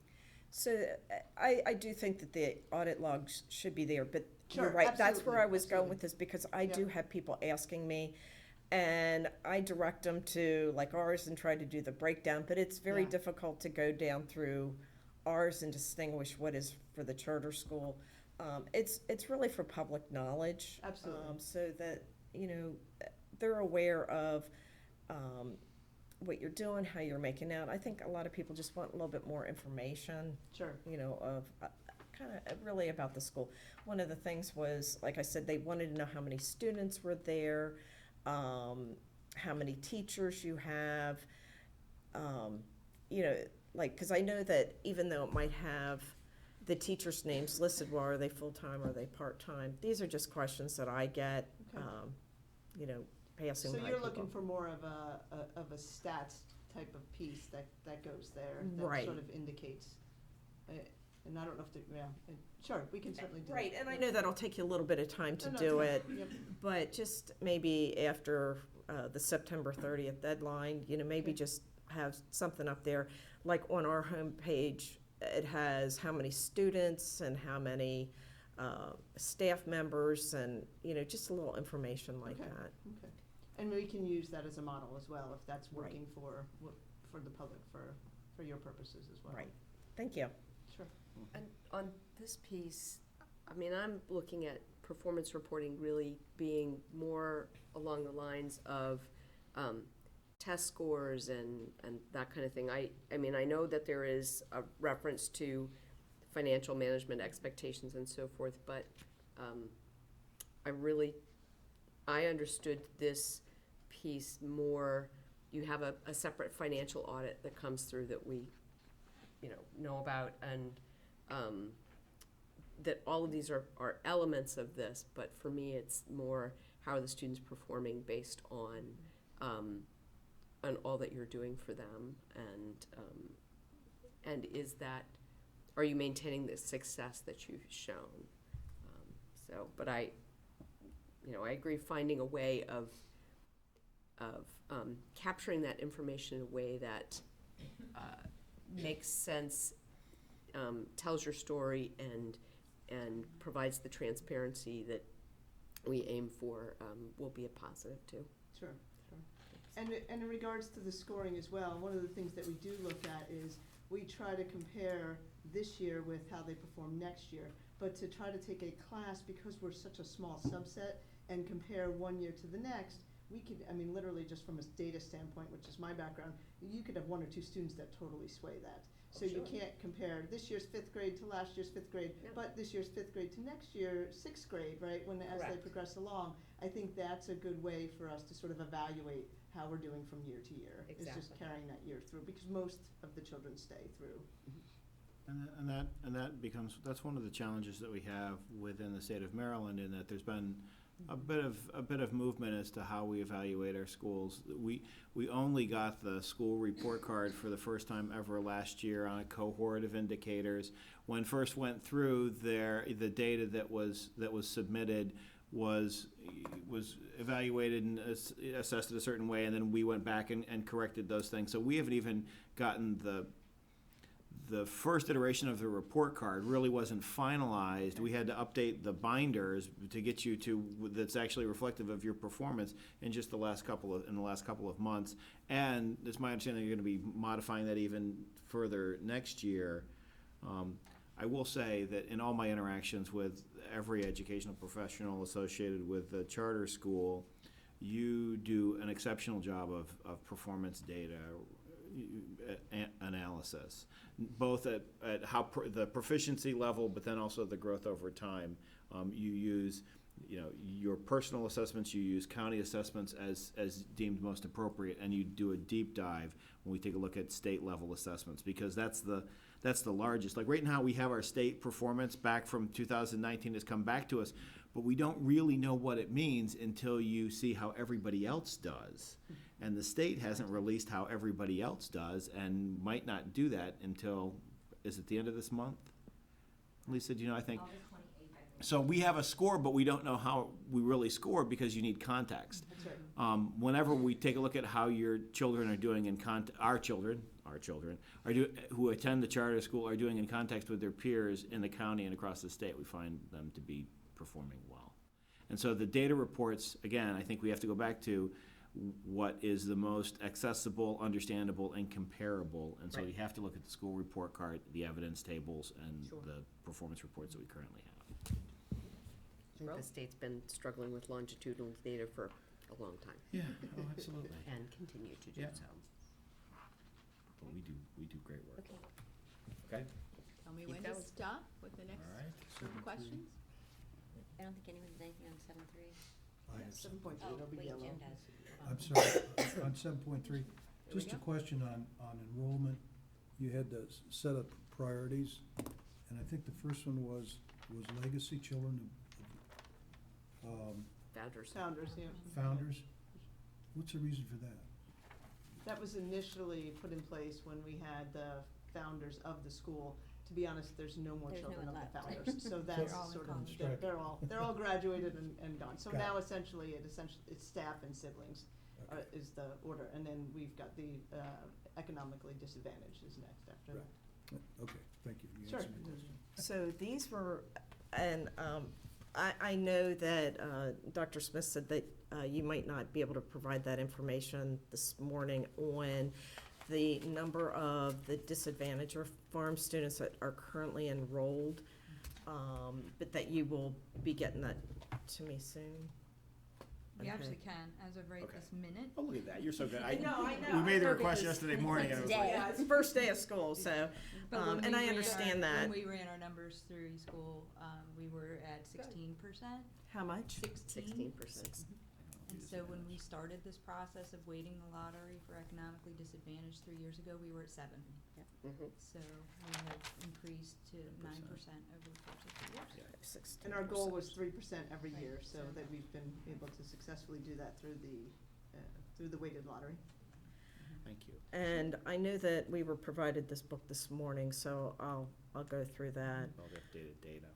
Right, and then, so what are the plans for future enrollment of the farm students or the disadvantaged students? So you said 3% every year? Okay. And so, and we did run some numbers too from the lottery. We had 102 out of 573 applications were actually free and reduced meals. So that ends up being about 17% of the applicants. And the nice thing about that as well is 13% of those were actually accepted, whereas only 4% of the applicants were accepted. So if you're looking at it from how the weighting is working, it's certainly working to, again, continue to increase. And again, getting more in alignment with St. Mary's County Public Schools.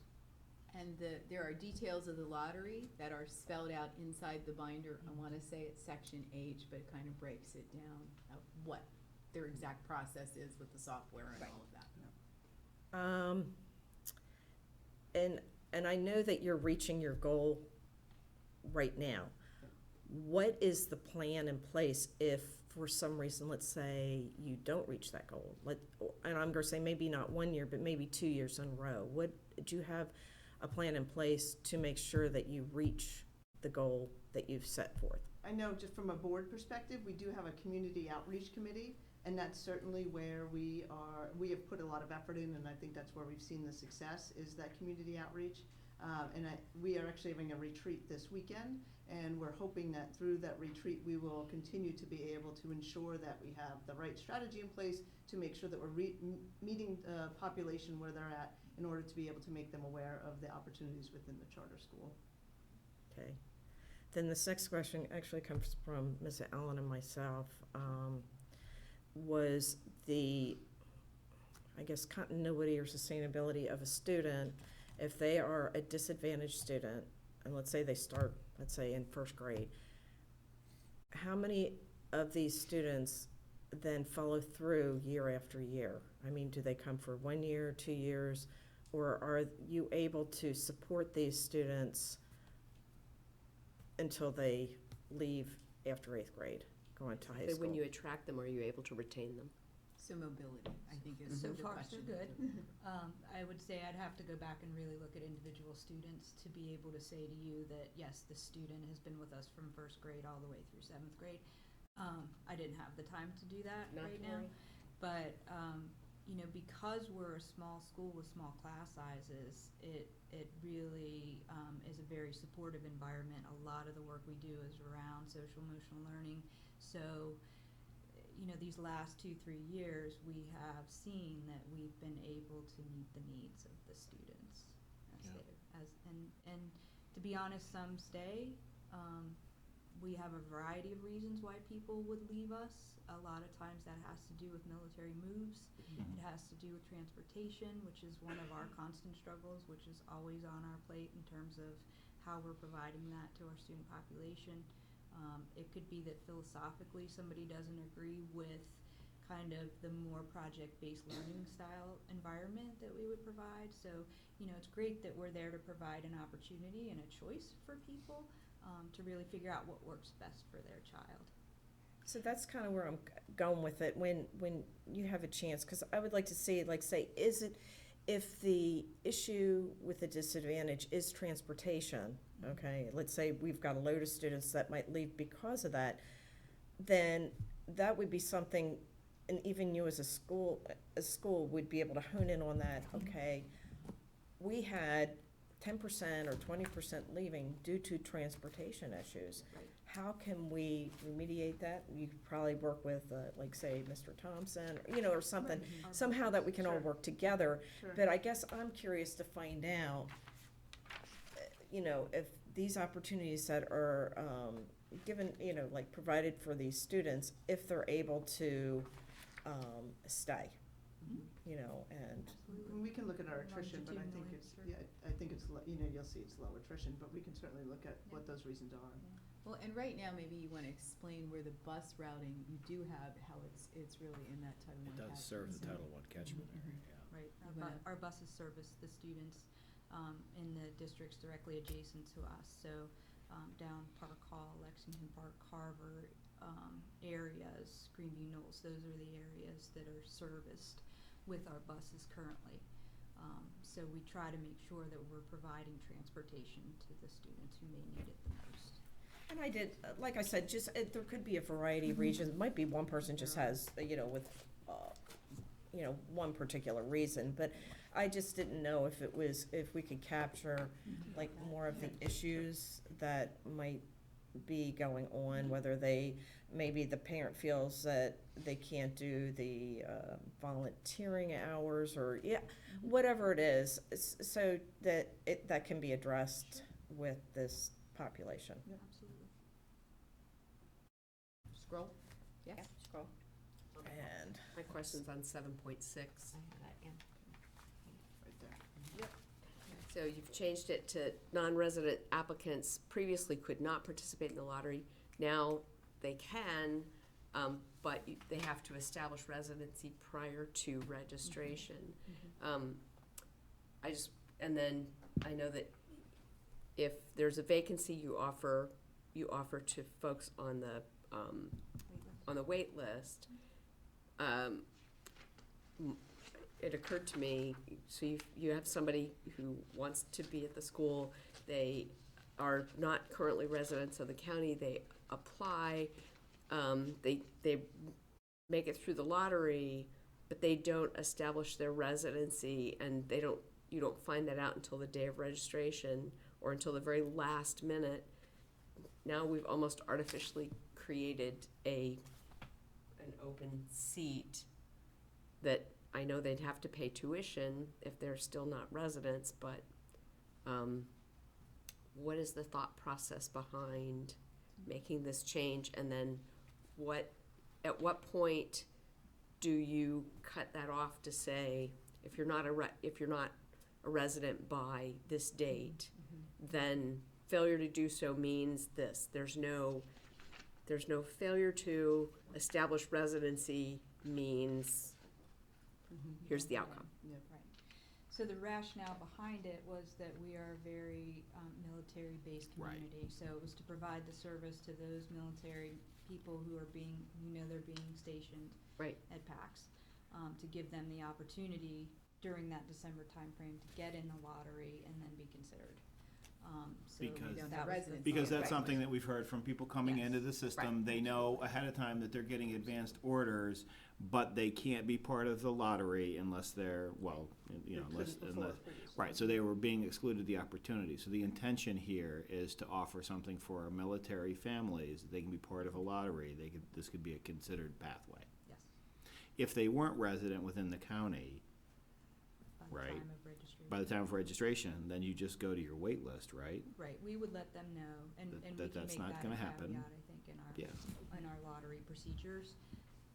It just, that more specific language, that if you're not a resident by time of registration, then your spot will be vacated. Forfeit.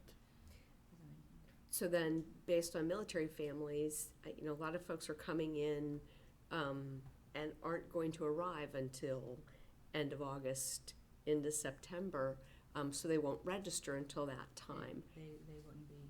So we- they right. still would not then be able to, They would not claim that seat unless they were here before the start date of school with an established residency in order to register like they would at any other school. So I wouldn't be bringing in a military family in September when we're starting in August. right. So we definitely And that may be something else that you need to explain to establish. military clear. families, or to ensure that they understand that, because, for the military, they can delay your orders, they can do all kinds of things. Sure. And so, I just wanna make sure either we're addressing that issue or we're communicating adequately so that, if they need to send family ahead of. Or rent a place, right? I mean, Right. to have that Right. established residency. Well, and our lottery, remember, is run in January, Yeah. so Right. people know. Lots of time. In February, actually almost immediately, if they are being offered a spot, so that gives them a window of 4 to 5 months to kind of. It does, I just know the military from personal experience Yeah. can, Yeah. a week Yeah. before you're ready to go, oops, nope. Yeah. You're either going someplace else or your replacement hasn't arrived and we can't Leave. release you until your replacement is here. So there are all kinds of circumstances. I just want to make sure that people are specifically thinking about that when they're going through the lottery, so that it's not a surprise and an additional stress to them in an already very stressful situation Sure. of, Thank you for that. are we going or are we not going? Yeah. Are we going where, when, how? So, thanks. I appreciate that. Okay, 12, yeah, the next big one is 12, student welfare and safety. I don't think anyone had any questions on that. No. From what I've. The only thing I'd add, do you have, Just kidding. I have We're to, on 12 too. I have to do what I'm told. So no questions. All right, then. You have- I was told when I was elected to keep my mouth shut and do what I'm told. Like your wife, not me. I was told that when I met my wife, so. Well, including my wife. I see a theme. Do you have police presence, local police presence that comes by in your parking, stay in the parking lot? You don't have SROs, obviously. No, and no elementary school does. Yeah, we don't. But don't they have police that comes by on a Yep. regular basis? And Through our parking lot in the And, yeah. mornings, walking around, yep. I see that in a lot of elementary I schools. think they help with the traffic at dismissal too, correct? Periodically. Yes. And then we can get them to show up. which From would what be I've great seen this down there, morning, yes. but it didn't happen. So- On that one, I believe it's, if they're available, they can. If they're not, Right. if they have a call, they have to go. That's all I have, thank you. So that would include gym 12-2 through 12-5. You're all Yep, good? we're already Okay. over. Moving on. Move on, okay. Okay. Ms. Bailey tells me when to scroll. Yep, keep What's, going. just give the number what's next. Yeah, we don't have anything through 20. Have Okay. something starting on 37. Okay, well, that's not Get the all the way to 20s. 37, all right. Yeah, unless somebody I else have- has something before then. I have the, well, okay, 37.1, just hold on. Okay. There's reference to Apex in there, which we don't use anymore. Yeah, there's a bit of housekeeping. We have, as it's provided as an example, NJROTC, ESOL, Apex, Summer School, and we don't have Apex anymore, so we would like the latitude to go back and strike the thing that we don't do anymore. So, Okay, Are you what do still, have? are you? do some housekeeping. Go ahead. The 37, other you said? housekeeping was, the special education funding will not be withheld for purposes of calculating the per pupil allocation. And I know that this language was in there before, but it's not, so I don't, Which one was the Where word? are you? we're on 37. Oh, you went all the way to 37. Well, I thought that's where, That's where we are though. That's where I was told to scroll to. that's where we are. Right, 37? 37. Because that's where the apex is. Correct. And the, Okay. Oh, she's on the, that she's on the last- second to that last, the sentence last, there. second to last line. Right there, special education underneath the yellow. right, so I don't know if that was an issue in the past, but I know that that's not withheld, so. The issue was previously that we provided special education services, and so that funding was withheld. Am I correct, Mrs. McCourt? That was before my time. Sorry. It's been in place, Dinosaur. for at least the past 4 or 5 years. Right, so originally, the SMCPS, the rest of the school system provided special education, and therefore that funding was withheld. And so once the charter school then picked up and, Providing then services is that will providing not the be. service, right, then they get the funding for it. So that's why I didn't understand why it was there, so, because I know that's not how it works. So we can remove that. Can we remove that? There's no change to the funding formula. Right. I think it just all had to do with the funding formula and how we bought back services as Mhm. opposed to them just being provided to us. I don't know, if you could go back and look at it, I guess I was just trying to, I guess, update or clean it up. This is just an iteration of. I think the question becomes, if we do take it out, does that then put at risk that it might be withheld if we don't state it Correct, clearly? I think because how that's handled is a portion of this, but is also through the agreement, on a yearly basis when you're going through the budget. I think, just as we're It's- trying to make sure that, all the other language, assures continuance of what's going on or what can or won't, that As that it's- can stay. It is not a misstatement as presented. You would argue that it doesn't need to be made, but it has been made, so to strike it then draws attention to whether, why, what would be the purpose of striking it. I mean, that's where we are with a whole bunch of language. The contract has evolved over time, and there's language that has a historical precedent for being there, that in not understanding the historical precedent, but why is that there? It doesn't need to be there. That's, of course, we all know that. I mean, like the founder children? Right, but it does exist, and it is within the document. We didn't go through and strike everything that we didn't believe was relevant or needed to be stated, because who knows where we may be in 5 years. Right. So, it's not a misstatement as it's presented. It wasn't discussed to be taken out, removed, or amended, so.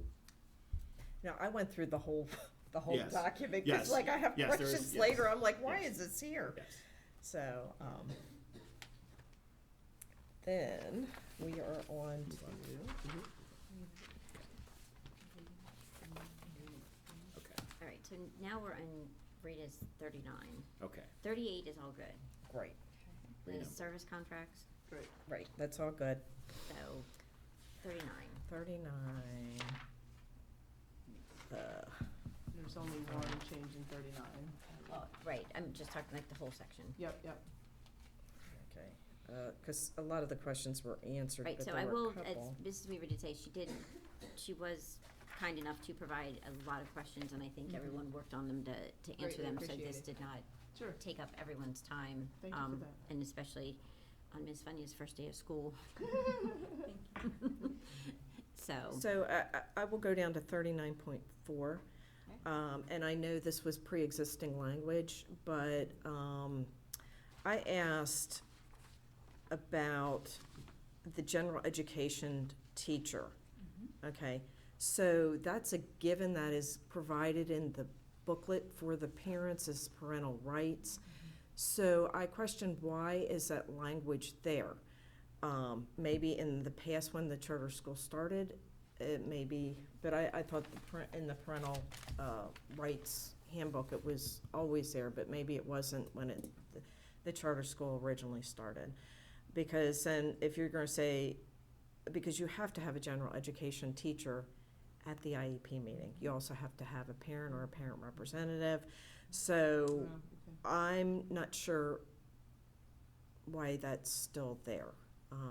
Meaning, why would we indicate that and not indicate all of these other things that are in the? Rights, correct. Or just why it's indicated. I know that I posed that question to Mr. Zerbiak. You know, I don't, you know, that is provided in the parental handbook. That's part of the state. I think it goes back again to the fact that it was the SMCPS that was providing special ed services and therefore it was leading the IEP meetings. So it was the responsibility of SMCPS to provide the IEP meetings.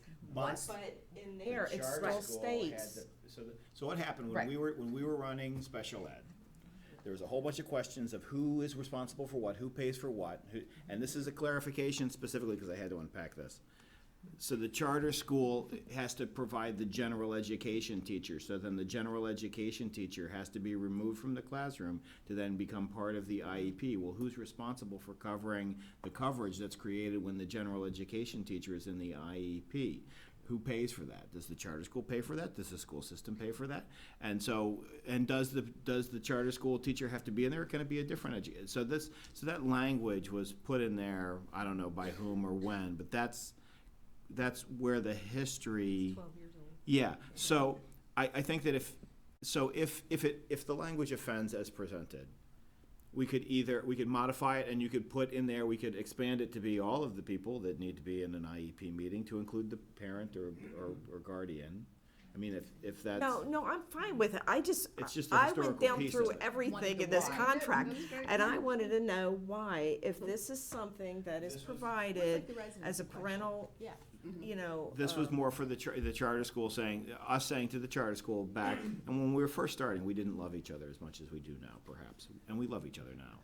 But that might have been that was a very clarifying definition of who's paying for whom in that role.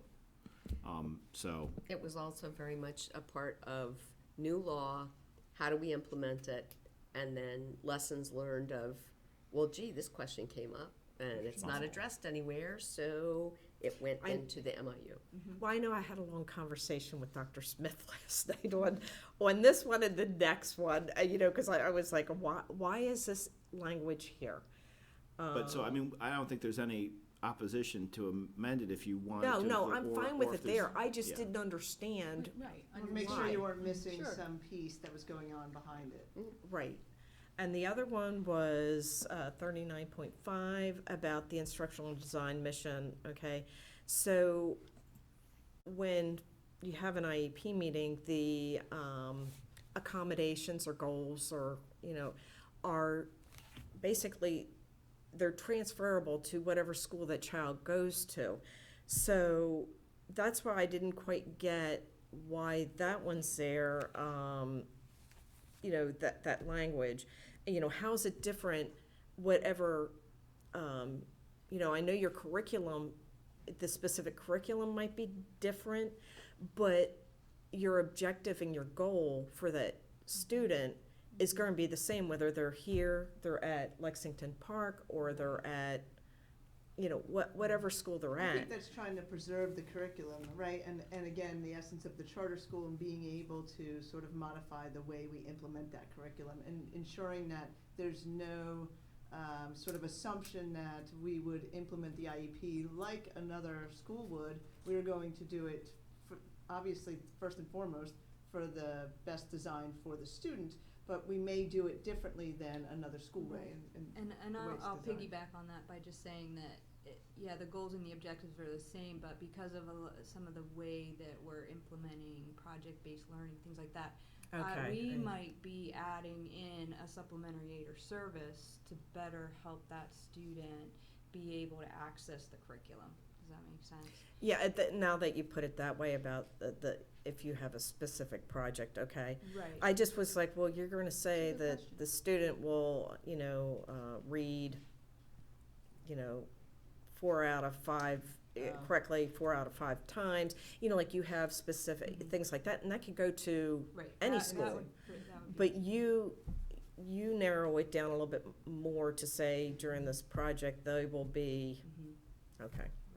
And I don't know that there's been a case, certainly that I'm not aware of, where you had to ask us to respect. So the wording of this is that we, as the board, must respect your instructional design mission and charter. But I think that really is, at the time, again, this goes was back probably to told, when it was founded.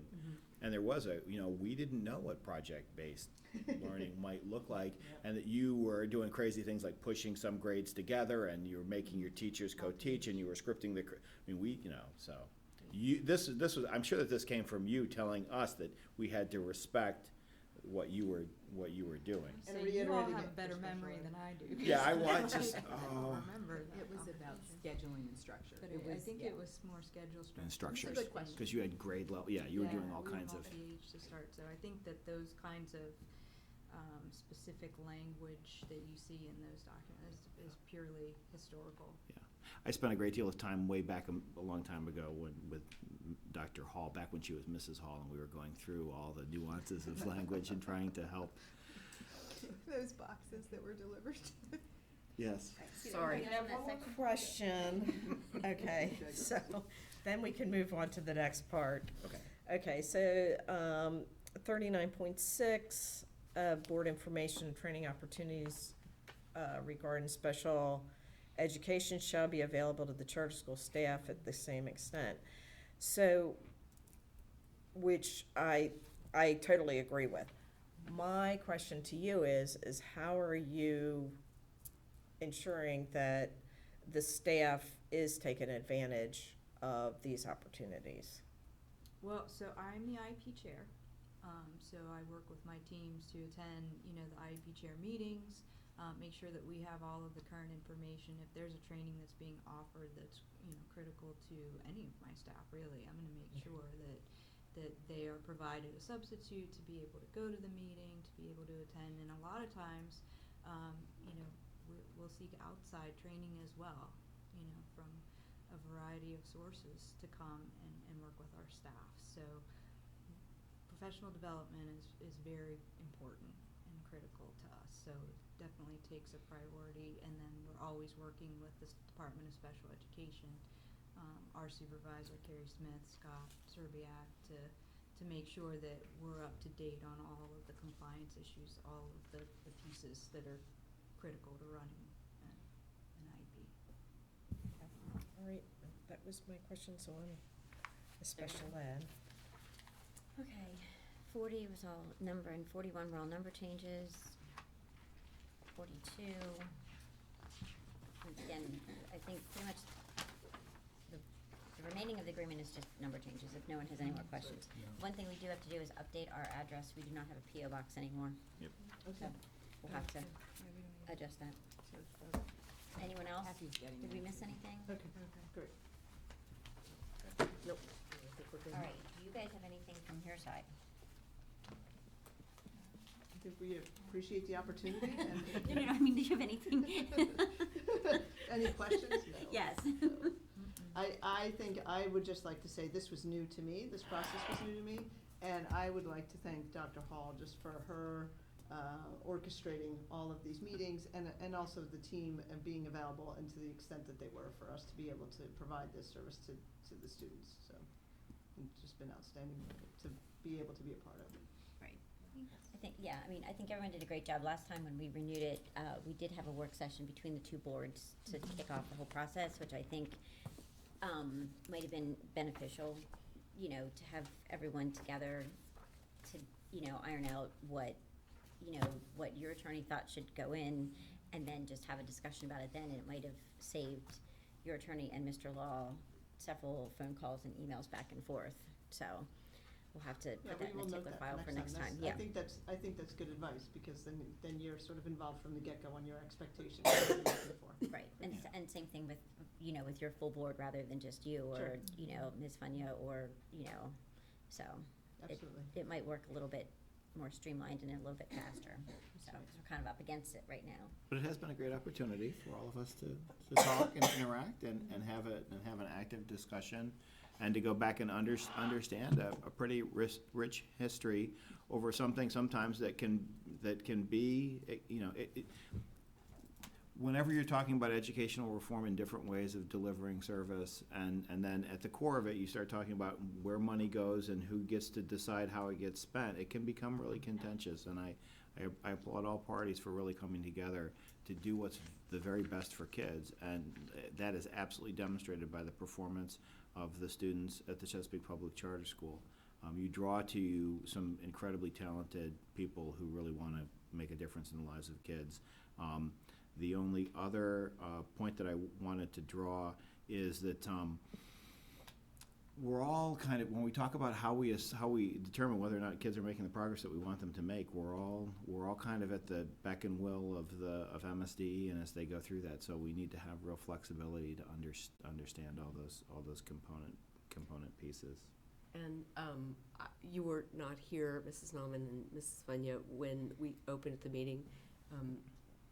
Mrs. Bailey explained that Mrs. Washington's mother passed away, and that is the reason she's not here today. She is a big proponent, as you know, of the charter school, and I know that she would have wanted to be here.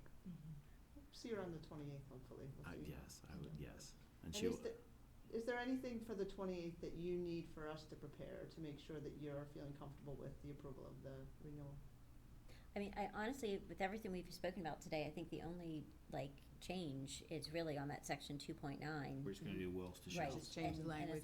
And as long as you're, and just keep in mind, there's no, I guess, thought with anyone on the board that it's not happening. It's just firming up the language. Sure. Because, all the players, we know all the players now, and everyone is working well together, but, when our golden age of SMCPS hopefully never falls off, but if it does, and everything, we just want to make sure that, that both of us still have that somehow Reassurance. requirement to work together. That's right. Well, around the Expectation. The big circle on the end is, there's not words, but it's sustainability. Yeah, look at it, it's sustainability. Yeah. So, how do we make sure that all the great stuff that we're doing is sustained Right, 5 years right, later that it when stays. Absolutely. we So. might not be sitting here? Exactly. Right. I won't. Everybody understands. I won't. I'll be sitting on I might be sitting down with That's like right. whatever. My daughter will be in high school then, Yeah. so I'll be here, but probably not for the charter school. So, but yes, thank you. Information. Thank you So, very much. and I do See you on the appreciate it. 28th. Yes. All right, does anyone have anything else from up here? Okay, the next meeting will be on the 28th at 6 p.m. And with that, we are adjourned. Thank you.